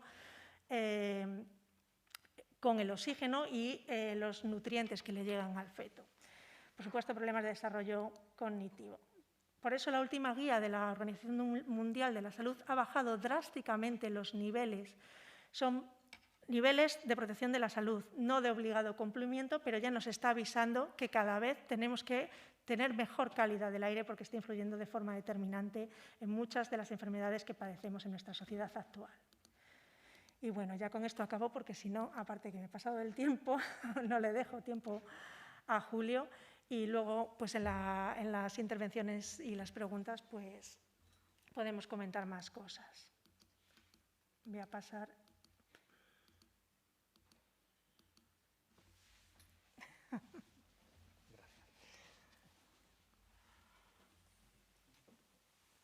Bueno, pues buenas tardes y yo voy a empezar, bueno, además de los agradecimientos obligados, voy a empezar hablando de algo que nos sirve para distinguir dos cosas claras, lo que es el tiempo meteorológico y lo que es el clima.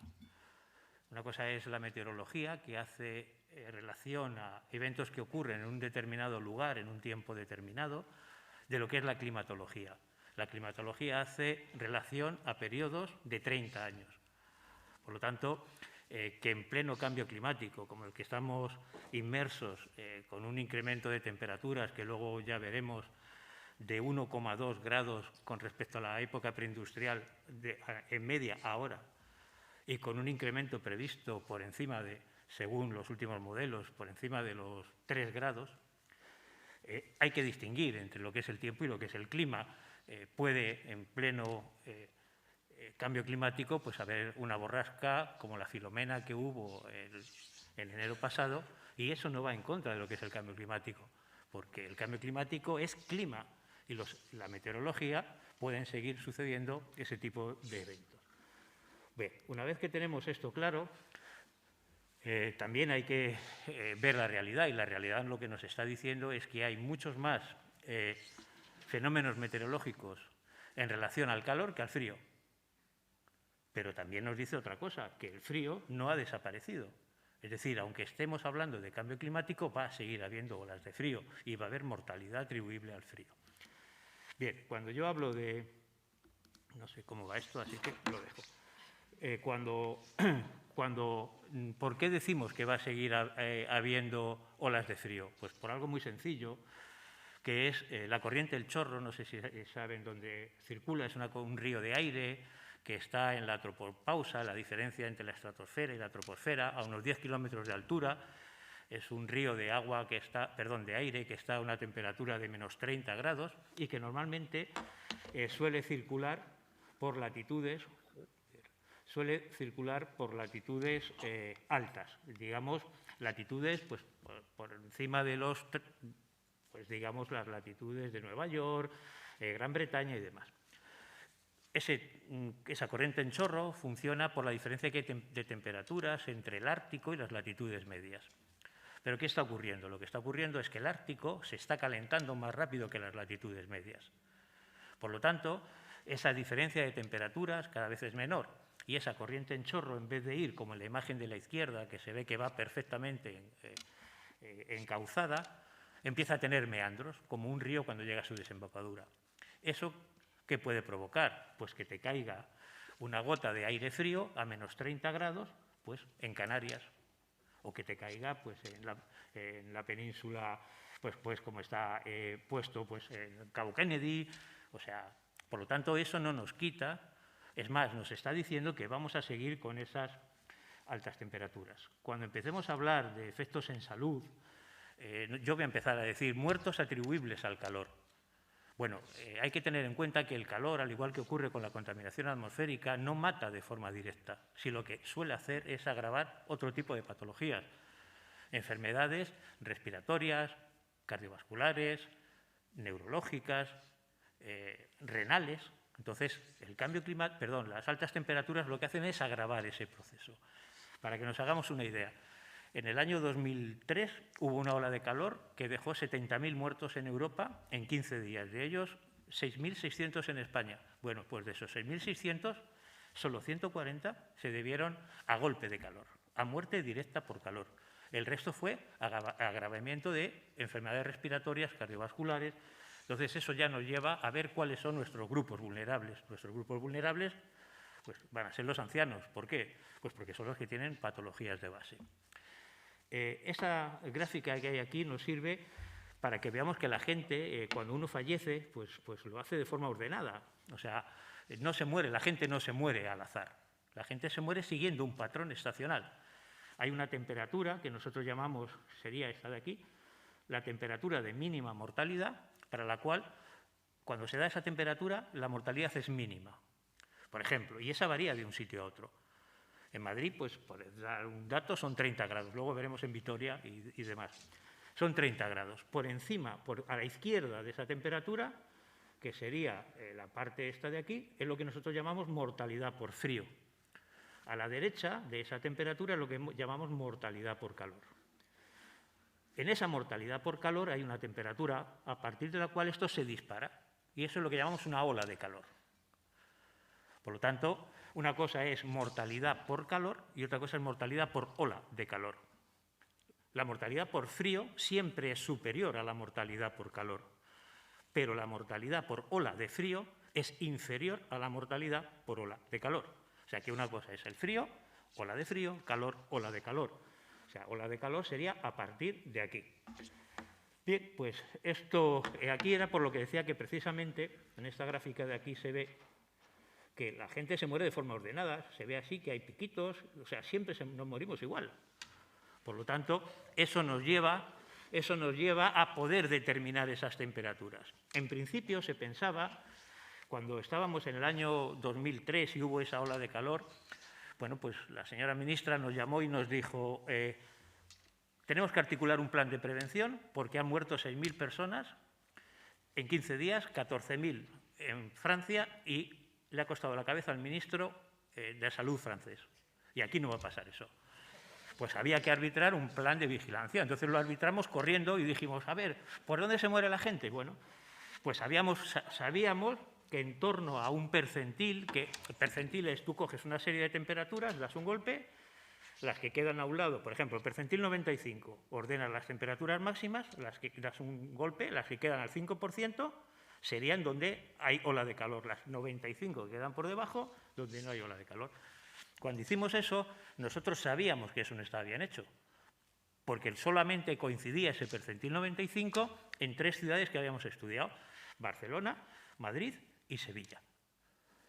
Y se lo dijimos, pues vale, lo hicimos así, pero con la salvedad de que teníamos que calcularnos esas temperaturas, que esas varían de un sitio a otro.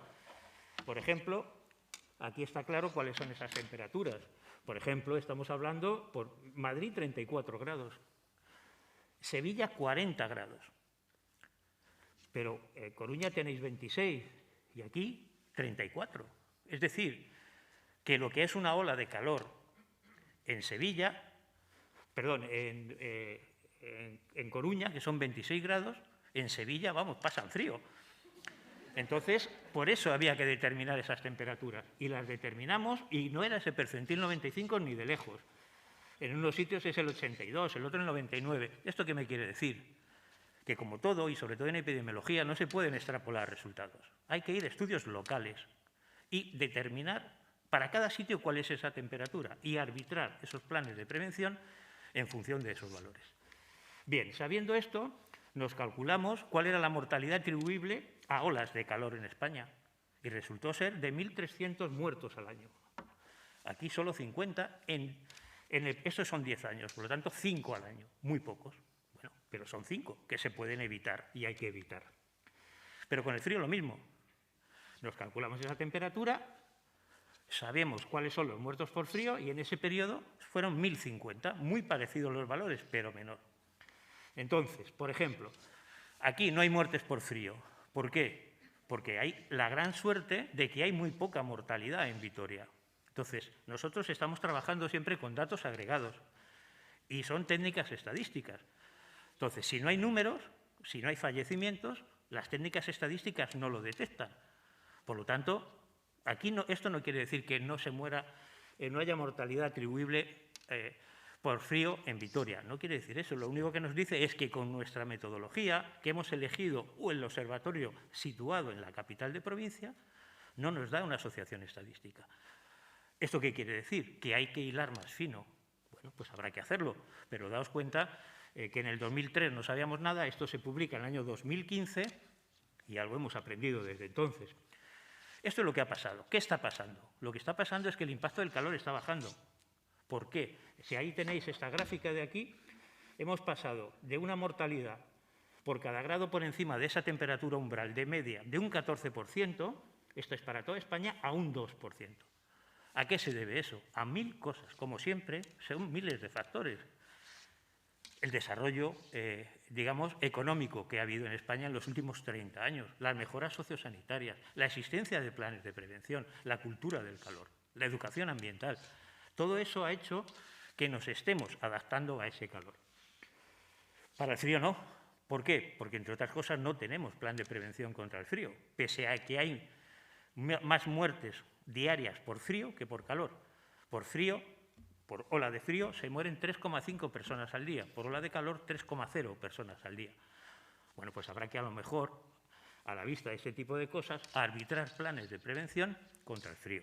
Bien. Y aquí está un poco el intríngulis de lo que nosotros... A ver cuánto me queda. Bueno, de sobra.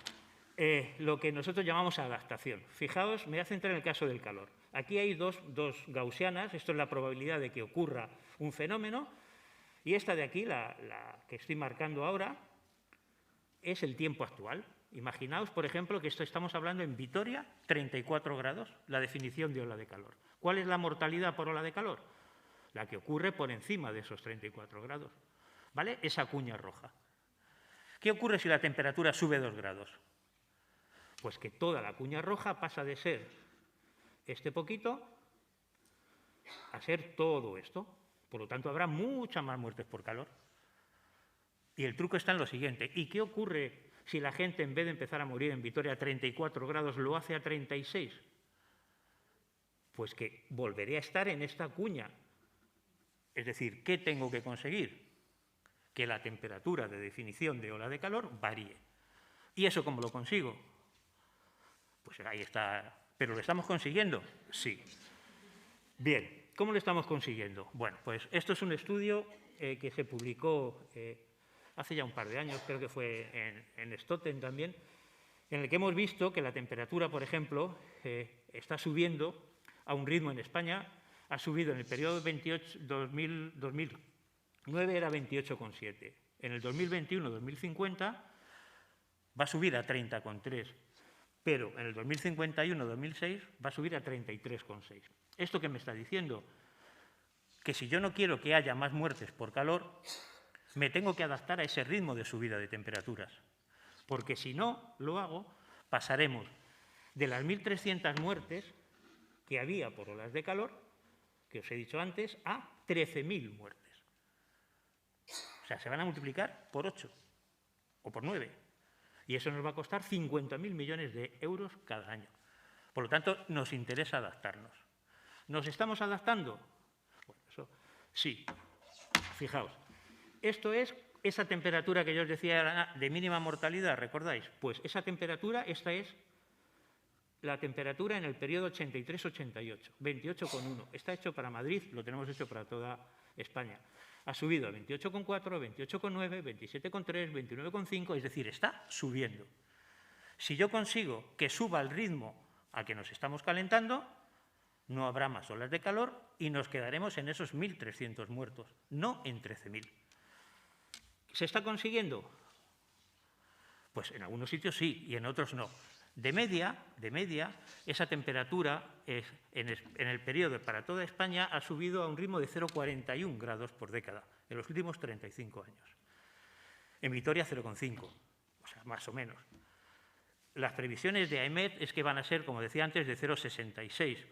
En Vitoria 0,70, un pelín más alto, pero de ese ritmo. Lo que estamos viendo es que hay ciudades, provincias, mejor dicho, que se están adaptando a 1,8 grados por década, muy por encima de los 0,6 para que no haya más olas de calor. Pero hay otras que se están adaptando fatal, como por ejemplo Valladolid, que en vez de subir, baja. En Vitoria, ¿por qué no está aquí representada? Porque lo mismo, hay tan poca mortalidad que es imposible determinar temperaturas de mínima mortalidad. Lo cual no quiere decir que bajando la escala no lo consiga. Como os decía, si yo consigo, esto sería cuánto sube la temperatura máxima diaria, según los modelos de AEMET para cada capital, para cada provincia. Y esto es lo que sube esa temperatura de mínima mortalidad. La temperatura de mínima mortalidad suba más rápido que se están calentando serán todas estas de aquí arriba. Estas se están adaptando. Córdoba, Girona, Lugo, Huelva, Alicante, Vizcaya, y otras no, Granada. El problema está, que es donde estamos ahora metidos, cómo conseguimos que unas se adapten y otras no. Influyen muchas cosas, el sexo, por ejemplo, la pirámide de población. Por ejemplo, las mujeres tienen una temperatura de mínima mortalidad más baja, pero se adaptan mejor al calor que los hombres. Bueno, habrá que investigar esas cosas. Factores de carácter local. Lo que nos dice la OMS, es que yo no veo ni el letrero, lo que nos dice la OMS es que hay que ir a factores a nivel local. Lo que estamos viendo nosotros en estudios que estamos haciendo a nivel de barrios, a nivel de distritos, a nivel de ambiente rural y urbano, es que hay cosas clave que hacen que el impacto del calor sea mayor. Por ejemplo, el nivel de renta. Más que que haya muchos viejecitos, que en la población diana influye más el nivel de renta. Poder tener calefacción en invierno y aire acondicionado en verano. Que tu casa esté acondicionada. El nivel económico de ese lugar. ¿Cómo está adaptada tu casa? Eso a que nos lleva a tener que realizar estudios cada vez a un nivel muchísimo menor. Por lo tanto, ahí es donde estamos. ¿Para qué nos puede servir todo esto? Terminando pronto. Bueno, pues si yo sé qué factores son los que están modificando esa adaptación, tendré que saber, me servirá para poder decir en qué tengo que invertir para modificar aquellos factores que sean modificables. Por ejemplo, si yo veo que el aislamiento de los edificios es clave, tendré que invertir dinero en aislar edificios. No puedo modificar la pirámide de población, porque si son los viejecitos que hay, pues no lo puedo modificar, pero hay cosas que sí. El nivel de renta se puede modificar. Los servicios sociosanitarios se pueden mejorar, que también estamos viendo que influyen muchísimo. Bueno, pues lo dejo aquí. Cualquier cosa artículos, todo lo que hemos dicho lo tenemos publicado. En calor tendremos, y frío, 50, 60, 70 artículos. Este es nuestro correo, el de Cristina C. Linares, el mío J.Díaz, y esta es nuestra red social, que es NS Gismao de Twitter, que es donde nos metemos con todo el mundo cada vez que podemos. Y muchísimas gracias por su atención.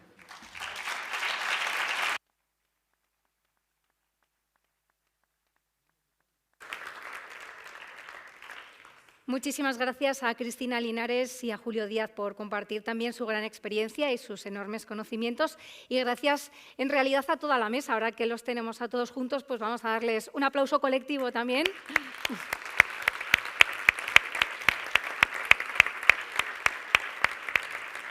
Porque ahora ha llegado vuestro turno, el turno de preguntas. Seguro que ya, como decíamos antes, traíais alguna en mente. Quien dice pregunta, dice sugerencia, propuesta, en fin, cada uno que lo valore, pero seguro que han ido surgiendo otras cuantas más por el camino, así que este es el turno. Estarán mis compañeros y compañeras distribuidos por la sala para poder acercaros el micrófono. Protocolo COVID, no se puede agarrar el micrófono, pero ellos y ellas os lo van a acercar, así que os vamos a escuchar perfectamente.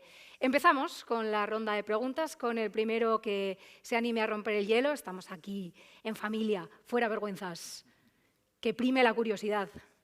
Ahí he visto una mano. ¿Esto parece una subasta? No, me la he imaginado. Vale, vale. Aquí sí que hay una mano. Pues rompemos el hielo, muchísimas gracias. Y a partir de ahí, que fluya.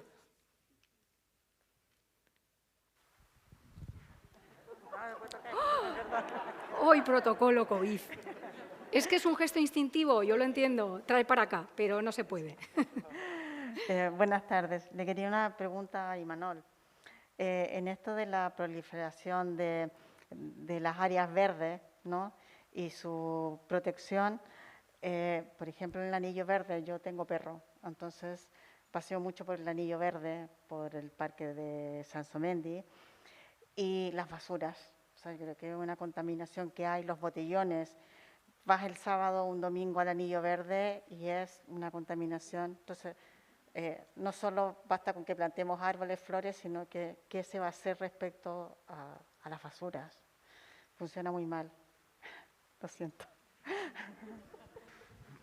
Deberíamos de tener aquí a diferentes departamentos del ayuntamiento para poder responder esto. Pero bueno, uno, un poco siendo irónico, señal de que se usan esos espacios verdes, ¿no? Aunque sea para botellón, pues bueno, por lo menos la juventud decide disfrutar del espacio verde y luego dejarlo como lo deja. Dos, es que no sé cómo responderte. O sea, al final es una cosa cultural, ocurre aquí, ocurre seguro en Arrasate, ocurre seguro en Lugo. Pues nos tenemos que poner las pilas y, bueno, pues igual tiene que ver, desde luego siempre se puede limpiar y se limpiará, o sea, pasará el camión, tardará un día, tardará dos, pasarán los estos y a la semana siguiente se repetirá. ¿Solución? Pues no sé, igual hay alguien en la sala que lo tenga. Capital social, o sea,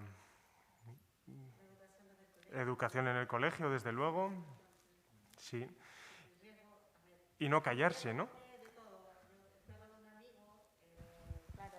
Ingirió marihuana. claro, después tuve que ir a la veterinaria y estaba intoxicado. Entonces, vamos sumando cosas y eso mismo puede pasar con un niño. O sea, los niños y los perros cogen todo lo que hay. Desde luego. Y salimos a pasear y vamos. Bueno, igual es un mensaje que nos podemos aplicar todos, ¿no? Al final, el que, ¿cómo es el dicho este? El que calla, ¿no? Otorga. Bueno, pues igual es más ese valor social o ese capital social de, joder, hey, que este también es mi parque. O sea, que es desagradable decir esas cosas. O cuando uno echa la colilla, o cuando el perro mea en la farolita y no echa el chorrito de agua. Pues sí, desde educación nosotros sí que estamos trabajando. Tenemos programas con las escuelas. A los adolescentes, pues es más difícil de influirles. El riesgo que A ver lo corres. que te dicen, ya. Pues sí, eso. Pero importante la educación. Yo creo que hay que poner mucho énfasis para todo esto del medio ambiente en la educación. Sí. Y eso, bueno, eso ya está ocurriendo. Eso ya está ocurriendo. Ojalá. Pero has hecho una pregunta difícil. ¿Más preguntas? / comentarios, sugerencias, propuestas. Hay. Mi pregunta es, bueno, se ha hablado de cambio climático y temperatura, sobre todo, cómo va a afectar la temperatura a la mortalidad, pero me gustaría saber, porque habéis tocado por encima un poco los vectores y las enfermedades emergentes, etcétera, ¿cuál es la previsión, si es que la hay, de llegada de estas enfermedades, pues malaria, Zika, chikungunya, dengue, etcétera, etcétera, a nuestro territorio? Porque, por ejemplo, mosquito tigre, pues ahora mismo la Albufera de Valencia es el territorio de Europa con más mosquito tigre. Y hay mosquito tigre en Euskadi. Entonces, ¿hay alguna previsión de esto? O... Gracias. Nada, gracias a ti por tu pregunta. Bueno, previsiones, hay estimaciones. En cambio climático es muy difícil cuantificar las cosas, porque, sobre todo en el tema de los vectores, porque son organismos vivos. Está claro que el aumento de la estación cálida, el aumento, como he explicado, el rango geográfico en el que estos vectores pueden vivir, reproducirse, etcétera, pues es muy determinante, ¿no? Por supuesto, todo el litoral mediterráneo ya son endémicos, ¿no? Es decir, ya no son importados esos vectores, sino que ya hay casos propios. Desde la salud pública que se está haciendo, hay una red que se llama Mosquito Alert, en la que es una red de vigilancia epidemiológica en la que se van detectando, monitorizando los diferentes casos que se van reportando por estas enfermedades. Primero, para avisar a los médicos de atención primaria, pues que se empiezan a encontrar más picaduras de garrapata, más picaduras de mosquito inusuales, que no son las típicas de los mosquitos que habían visto hasta ahora, para que empiecen a notificar. Se está construyendo una red de notificación y a partir de ahí un sistema de vigilancia epidemiológica. Además, no solo influye el aumento del rango de temperatura, sino, por ejemplo, el tema de las inundaciones y sequías también es determinante. ¿Por qué? Porque con las sequías también se quedan residuos de aguas estancadas. Eso hace que prolifere también mucho las poblaciones de mosquito, y con las inundaciones también vuelve a pasar lo mismo. Entonces, es una magnitud difícil de cuantificar, pero sí que se está viendo a nivel global que en las zonas, por ejemplo, que hay malaria, se está intensificando el número de malaria, y en las que no había malaria están apareciendo. Influyen, por supuesto, otros fenómenos como la globalización, la capacidad de movimiento actual, es decir, el que nos podamos transmitir con estos viajes, ¿no?, internacionales que hacemos, esos vectores también. No solo es causa del cambio climático, pero sí que está influyendo de forma determinante en lo que es la nueva detección de casos de estas enfermedades en zonas donde habitualmente no habían aparecido. Y la cuenca mediterránea es una zona de especial vulnerabilidad, pues como comentaba, pues fenómenos de inundaciones, sequías, y que ofrecen un entorno agradable, ¿no?, para este tipo de vectores. Cuéntalo tú. Bueno. No, que vamos a ver, el tema en relación al cambio climático, lo que ha dicho Cristina, lo que hemos visto antes, es que no es un problema, son múltiples problemas. O sea, no es solamente el aumento de las enfermedades transmitidas por vectores, es que estás hablando también del aumento, por ejemplo, de la contaminación atmosférica, estás hablando del aumento de las olas de calor, estás hablando del aumento de las sequías, estás hablando del aumento de los incendios forestales. Entonces, eso a nosotros lo que nos está llevando es, como apuntaba Cristina, a hablar de planes integrados. O sea, no tiene sentido. Por ejemplo, nosotros sabemos que cuando se produce una ola de calor en España, muy probablemente está relacionado con intrusión de polvo del Sáhara. Cuando llega polvo del Sáhara, además de subir la contaminación por partículas que trae el polvo, sube la temperatura, pero también sube el NO2 y sube el ozono. Pero también hay más incendios forestales y también hay más sequías. Entonces, eso a lo que nos lleva, viendo todo el problema que hay, es a proponer que las autoridades, en vez de hacer un plan, ojo, un plan contra altas temperaturas, hagamos un plan que integre a todo esto.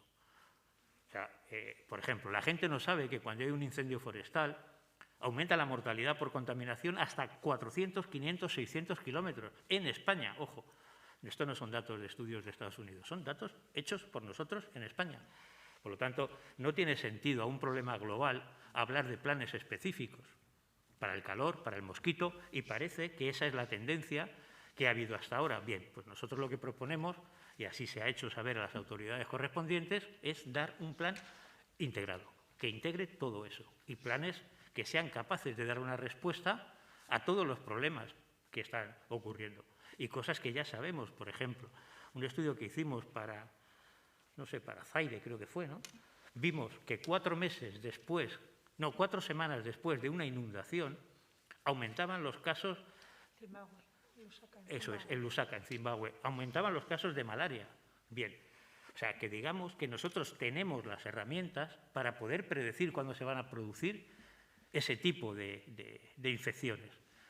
Claro, pero que lo sepamos esta señora y yo, no sirve de nada, hay que transmitirlo a los médicos de atención primaria. Bien, pues esa es la lucha en la que estamos, la pelea en la que estamos. ¿Se está consiguiendo? Yo te diría que no. Otro diría, bueno, algo estamos consiguiendo. Pues bueno, poco a poco vamos consiguiendo cosas, pero hay que seguir empujando porque quien piense que tiene la solución para los impactos en salud del cambio climático, que es algo fácil, es que creo que desconoce realmente el problema, porque, como ha puesto Cristina en una transparencia, esto sí que es una epidemia. Y no hay vacuna, ni no va a haber vacuna. Y los científicos no tenemos varita mágica para decir, eso está resuelto. No. Y ese es el problema, y además el problema no va a ser nuestro. Además, se lo vamos a dejar a nuestros hijos, a nuestros nietos. Y seguimos sin bajarnos del burro. O sea, y seguimos. Ayer leía que, bueno, y ya me callo porque si no monopolizo yo toda la mesa. Ayer leíamos que, por ejemplo, China no va a invertir más dinero en centrales térmicas de carbón fuera de su territorio, pero en su territorio sí. Y leíamos también que está aumentando las emisiones de CO2, han aumentado un 2% con respecto a las que tuvimos en 2019. A pesar de la pandemia. A pesar de no, eso fue en el 20. En el 19, un 2%. Entonces, por un lado te están diciendo que si queremos quedarnos en 1,5, que es imposible, tenemos que dejar de emitir ya. Y por otro lado, esto es un brindis al sol, porque todo el mundo va a su bola. Entonces, cuando decimos, yo firmo ahora mismo que con 3,5 grados en el 2100, ¡hola, loco! Ojalá nos quedemos en 3,5.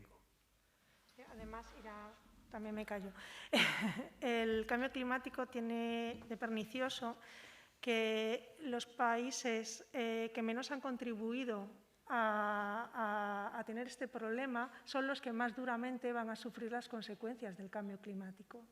Es decir, los países más empobrecidos que no se han desarrollado, como hemos hecho otro resto del llamado primer mundo, ¿no? Países más ricos, son justo los que menos contribuyen, los que más van a sufrir las consecuencias.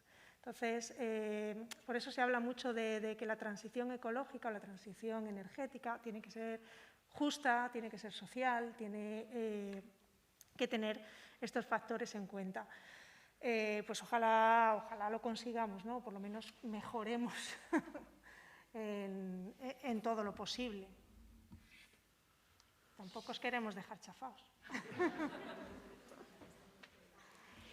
¿Quieres hacer otra pregunta? No sé si hay alguna más. Es que a mí no me han puesto el marcador. Estoy un poco también ahora pensando cómo iremos de tiempo. Ya me harán alguna señal. De momento podemos apurar un poco más, que merece la pena. ¿Escuchamos otra pregunta?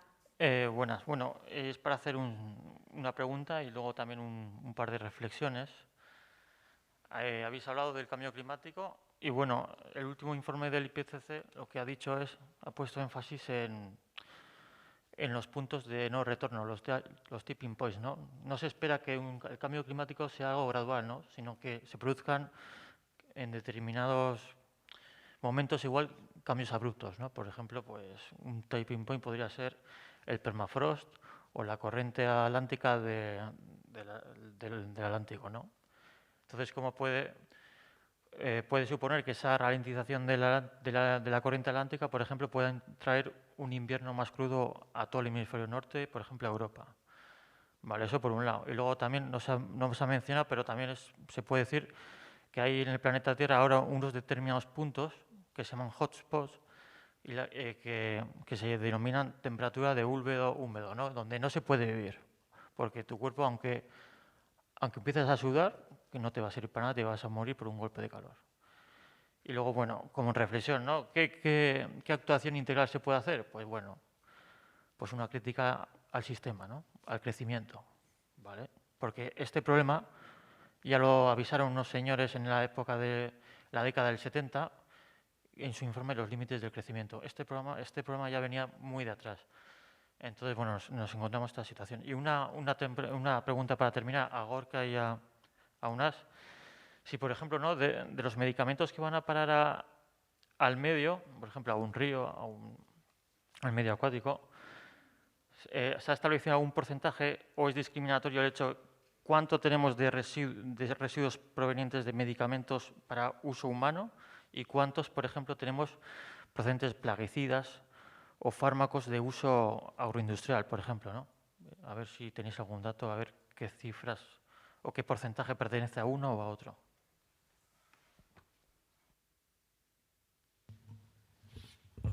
Es difícil contestar a la pregunta porque hay medicamentos que son de uso exclusivo veterinario, ¿no? O agroindustrial, con lo cual su aparición en el medio ambiente pues, responde a ese uso. Pero hay otros que se usan en ambas, ¿no? En medicina humana, medicina animal, etcétera, con lo cual tú puedes hacer una estimación en base al consumo que ha habido en una población determinada humana respecto al consumo que haya habido en veterinaria o en uso agroalimentario. El problema es que así como el consumo de medicamentos de uso humano está más o menos medido, no te creas que es tan fácil saber el consumo de determinados medicamentos en determinados ámbitos, para el consumo de medicamentos de uso veterinario los datos son todavía menos. O sea, quitando antibióticos en Europa y en algún otro lado, no hay datos de consumo de medicamentos veterinarios. Y hemos hecho un estudio sobre el impacto que tienen los medicamentos que se utilizan en mascotas, ¿no? En el medio ambiente, que es muy interesante, y no hay datos gratuitos para saber cuántos medicamentos se utilizan en mascotas. Hay que pagar a institutos. Yo solo quería sumar un dato que igual durante la conferencia no hemos aportado, ¿no? Porque claro, instintivamente cuando penséis en que hay fármacos en el medio ambiente, lo más sencillo quizás es medir o pensar en un río o en el agua de un lago. Obviamente están en concentraciones muy, muy bajitas, ¿no? no hay grandes concentraciones, como es de esperar. Quizás, según vaya pasando los años, ¿no?, habrá que ir monitorizando, ¿no? Pero, paradójicamente, estas bajas concentraciones a veces también son muy perniciosas, ¿no?, porque no hemos hablado de la resistencia a antibióticos o de las alteraciones que se pueden producir por antivirales en bajas concentraciones, quizás en especies que contienen gran cantidad de virus en su interior, ¿no? De hecho, uno de los puntos de trabajo de esta concentración tan baja residual, por ejemplo, de antibióticos, es precisamente que esos microorganismos que están en contacto con el agua o con esas matrices estén expuestos a esa baja concentración antibiótica suficiente para que vivan, pero al mismo tiempo se fomente la generación de resistencias, que luego en un momento determinado, pues ya sabéis que precisamente es uno de los grandes problemas también a los que se enfrenta la medicina y la humanidad, ¿no? El hecho de que vayan aumentando esas resistencias y tengamos cada vez pues antibióticos menos eficaces para hacer frente a las enfermedades infecciosas. ¿Más cuestiones? ¿Por ahí hay una? Hola, iba a hacer una pregunta para UNACS. Os habéis cruzado. Que habéis expuesto que una de las soluciones será que los médicos prescriban en verde. ¿En este momento se podría prescribir en verde algún medicamento o todavía no hay estudios de eso? Y la otra cosa es que trabajando en farmacia, aparte de reunir en la farmacia de hospital, por ejemplo, tener los puntos de recogida de los medicamentos caducados, etcétera. ¿Qué otra cosa podemos hacer los que trabajamos en farmacia para disminuir la contaminación de los medicamentos? Bueno, prescribir verde se dice muy fácil, pero es muy difícil de hacer. Ya prescribir es algo muy complicado. Hay que diagnosticar al paciente, seleccionar muy bien un medicamento que sea eficaz y seguro, y además le vamos a pedir encima que se degrade fácil. O sea, es una cosa que queda muy bien sobre el papel, pero yo creo que necesita un desarrollo de muchos años todavía para aplicarlo en la vida real. Esto no quita para que no se puedan ir dando pequeños pasos. Hay una iniciativa en Estocolmo, en Suecia, en la que se ha creado una guía de atención primaria, una guía farmacoterapéutica de atención primaria, en la que los médicos tienen cuáles son las listas de medicamentos de elección o a usar preferentemente para determinadas patologías. Y lo que han hecho allí es poner un color, ¿no? Verde si no hay problemas medioambientales, ámbar si hay cierto riesgo y rojo, este medicamento es un peligro para el medio ambiente, con lo cual el médico tiene esa información disponible en la consulta. Pero es un elemento más en la compleja decisión de lo que es prescribir. Entonces, ¿qué peso le damos a cada cosa también, ¿no? Es muy complicado, es muy complicado. Y luego la segunda pregunta, perdona, Evelyn, nada, es ¿qué podemos hacer? Pues, por ejemplo, no tirar medicamentos a la basura ni por el váter, que es sorprendente en los estudios la cantidad de medicamentos que no se recogen, o sea, con lo cual la gente los está tirando a la basura o al váter, llevarlo siempre al punto sigre. Pero es verdad que yo creo que hay un recorrido todavía por hacer, curiosamente, en la gestión de residuos en los hospitales. Está mejor montado todo el sistema SIGRE, ¿no?, para lo que es la farmacia comunitaria, que lo que es la gestión de residuos en los hospitales, medicamentosos en concreto.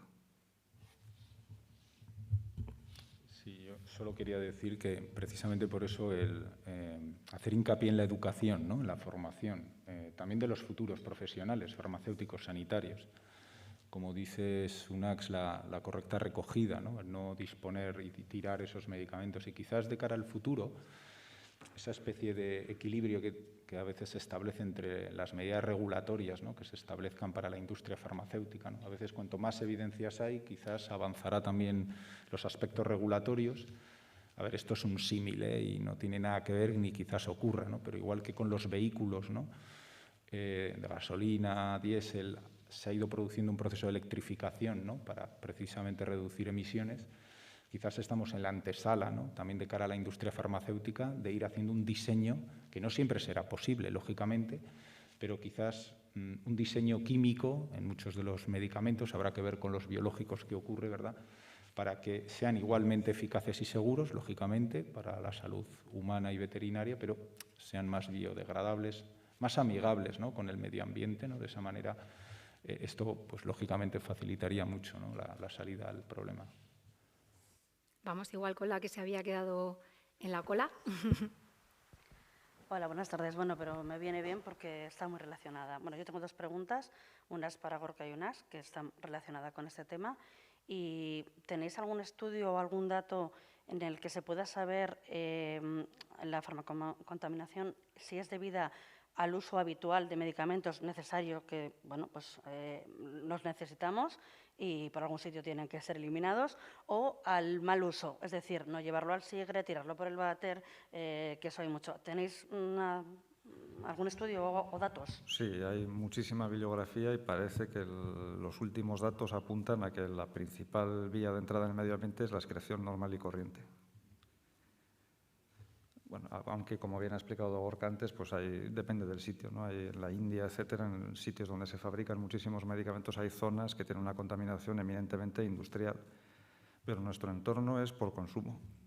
Así que no hay que culpar a nadie por tomarse un ibuprofeno. Es que ahora mismo no tenemos nada mejor que hacer. Simplemente el ibuprofeno, pues hay una parte que se excreta y acaba en el río.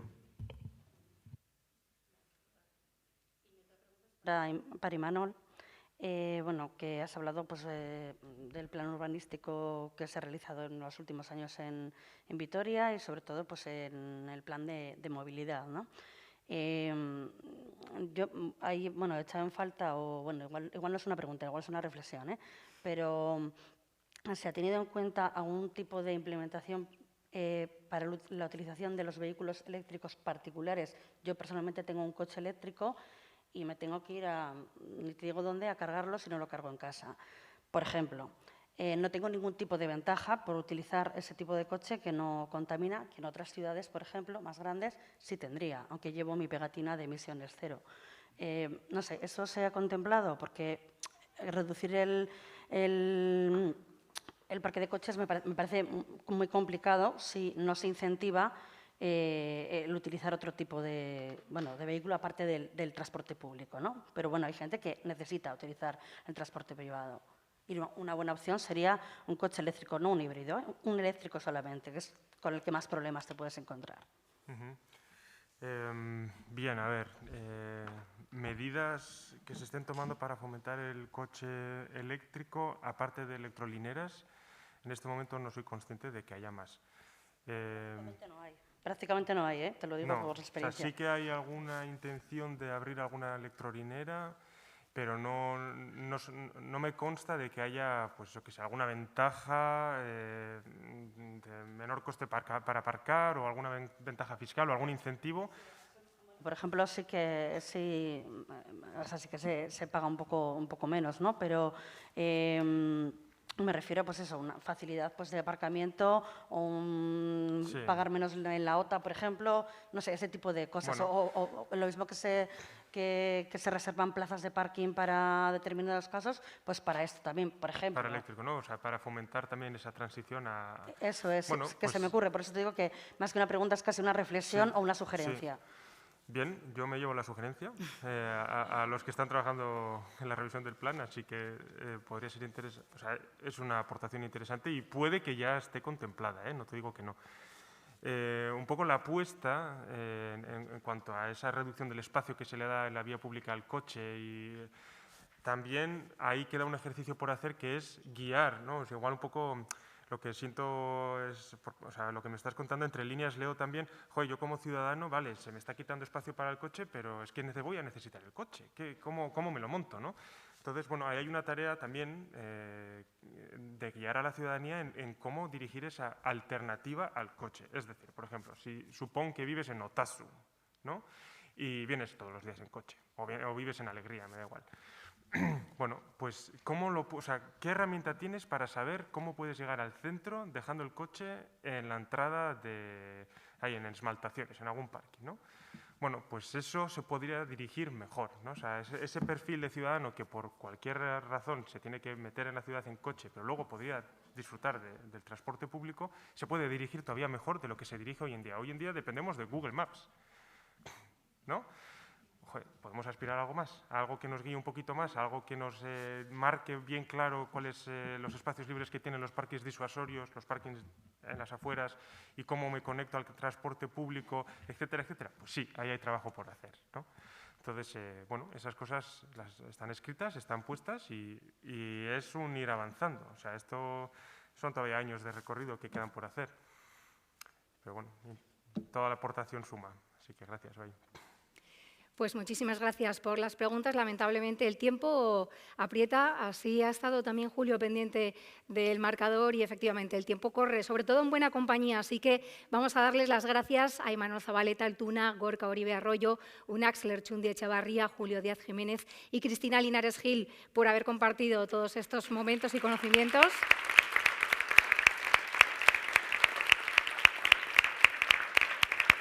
Les despedimos ya y les damos las gracias por su presencia hoy aquí, por su disposición además para responder a las preguntas formuladas. Y del mismo modo que inaugurábamos oficialmente este encuentro, también lo vamos a hacer de la misma manera. Vamos a escuchar a María Ángeles García Fidalgo como directora científica del Instituto de Investigación Sanitaria BioAraba y, por lo tanto, anfitriona en la tarde de hoy. Ella es además facultativa especialista en radiofísica hospitalaria y tiene una amplia experiencia en investigación, innovación y gestión, además de experiencia docente y divulgadora, lo cual es perfecto porque ya hemos dicho que la divulgación es esencial para comunicar la labor, en este caso, de la ciencia y de la investigación. Así que le damos un fuerte aplauso, por favor.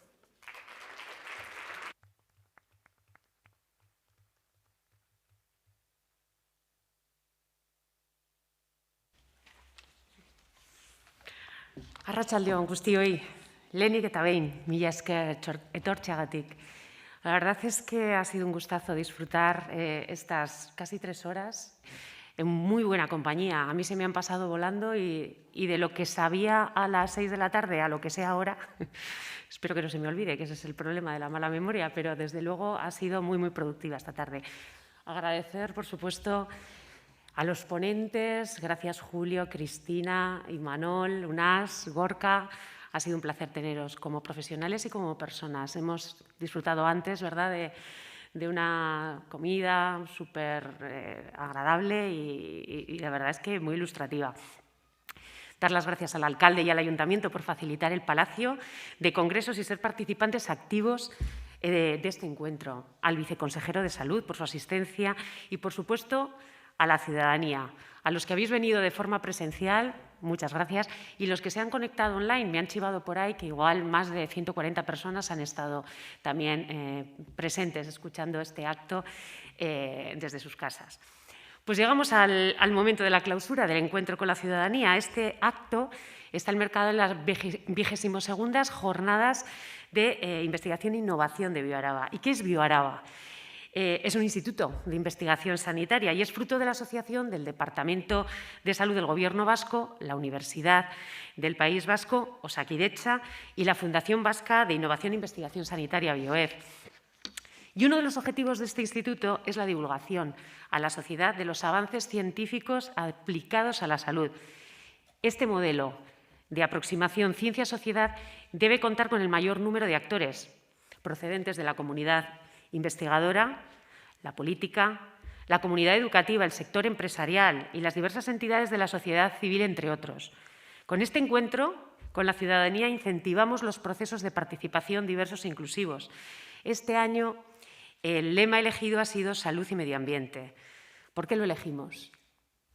Es que en BioAraba creemos necesario abordar este tema para incluirlo en el debate social, en la calle, para que empecemos a tener conocimientos básicos sobre el impacto del medio ambiente en la salud y entendamos lo que puede suponer en nuestra generación y en las venideras. Se necesita también más investigación sobre el cambio climático para ser capaces de prevenir sus efectos y, por supuesto, poner en marcha ideas innovadoras que puedan paliar su impacto en salud. Precisamente esta semana habréis oído que se ha concedido el Nobel de Física a 3 investigadores que han estado investigando sobre los patrones ocultos del clima. Gracias a sus investigaciones, algunas de ellas iniciadas ya en los años 60, hoy ya no cabe duda de que las emisiones de CO2 son responsables del aumento de la temperatura global. Entonces, Se sentaron las bases para el desarrollo de los modelos climáticos actuales, con los que se puede predecir ese aumento de temperatura y el impacto de lo que hoy nos han contado Julio y Cristina. Ya no podemos decir a nuestras futuras generaciones, es que no sabíamos.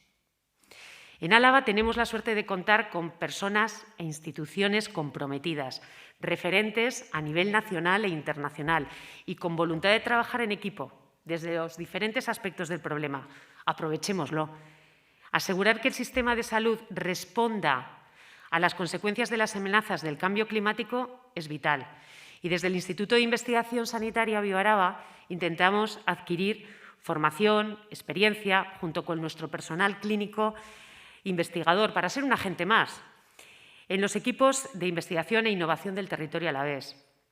Las soluciones, como ya han dicho los ponentes, vienen de todos. Esto es algo global, no vale con el esfuerzo de unos pocos. Así lo hemos visto reflejados en las charlas. Así que es de destacar y de agradecer la participación ciudadana. Sin vosotros esto no es posible. Así que, bueno, pues me quedaría con esta frase para resumir el evento. Parte hartu eta eraikin. Participa y construye. Tenemos la responsabilidad de participar activamente en este tipo de actividades, como profesionales y como sociedad en general, para precisamente eso, generar ideas, proyectos, sugerencias, reflexiones, lo que hemos visto aquí, porque sin darnos cuenta construimos y contribuimos a la mejora de salud. Así que acabo aquí ya porque os animo a que en la siguiente edición, que ya será la 23ª, sigáis participando. Estamos abiertos a sugerencias, ideas. Nos gustaría que el lema del año que viene también fuera participativo y que fueran sugerencias e ideas de lo que queréis que se hable aquí. Ya nos encargaremos entre los organizadores de conseguir a los mejores ponentes, como este año. Quiero dar las gracias a todas las instituciones por su apoyo incondicional para que BioAraba sea un referente de investigación e innovación en salud en Álava. Tenemos mucho trabajo por delante y mucha ilusión. Que sepáis que, bueno, como ya ha dicho Edurne, este evento se está emitiendo en streaming y estará disponible además en el canal de YouTube. Os esperamos en la siguiente edición de nuestras jornadas. Hurrengor arte eta mila esker bihotzez.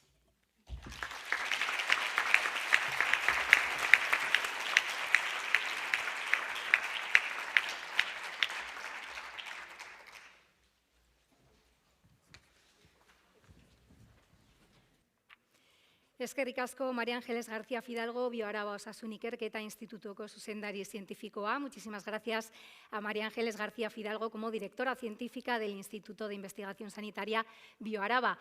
Al final voy a redundar en lo que nos decía ella ahora, en los agradecimientos, sobre todo a vosotros y a vosotras, por vuestra asistencia, por vuestro interés en asuntos tan importantes y por vuestra activa participación también esta tarde. Sigamos atentos a la impagable labor de la comunidad científica, lo cual no significa que, por impagable que sea, no tengamos que exigir que se pague, porque no se paga como se debería. Así que apoyemos siempre la investigación, defendamos siempre la importancia de invertir en ella, que al final no es otra cosa que invertir en nosotros mismos y en nuestro futuro y el de los nuestros, ¿no? Así que si en algún momento hemos sido conscientes de la importancia de la labor de la investigación, creo que es evidente que es este, ¿no? Y que en el contexto de la pandemia, la ciencia, además de la labor de grandísimos profesionales de la sanidad, pues una vez más nos ha hablado literalmente, en este caso, la vida. Así que yo creo que vamos a seguir teniéndolo siempre presente. Os espero, como nos decía en este caso María Ángeles García Fidalgo, en la próxima edición, en la que ya se empezará a trabajar y esto os incluye a vosotros y vosotras. Así que eskerrik asko guztioi, agur.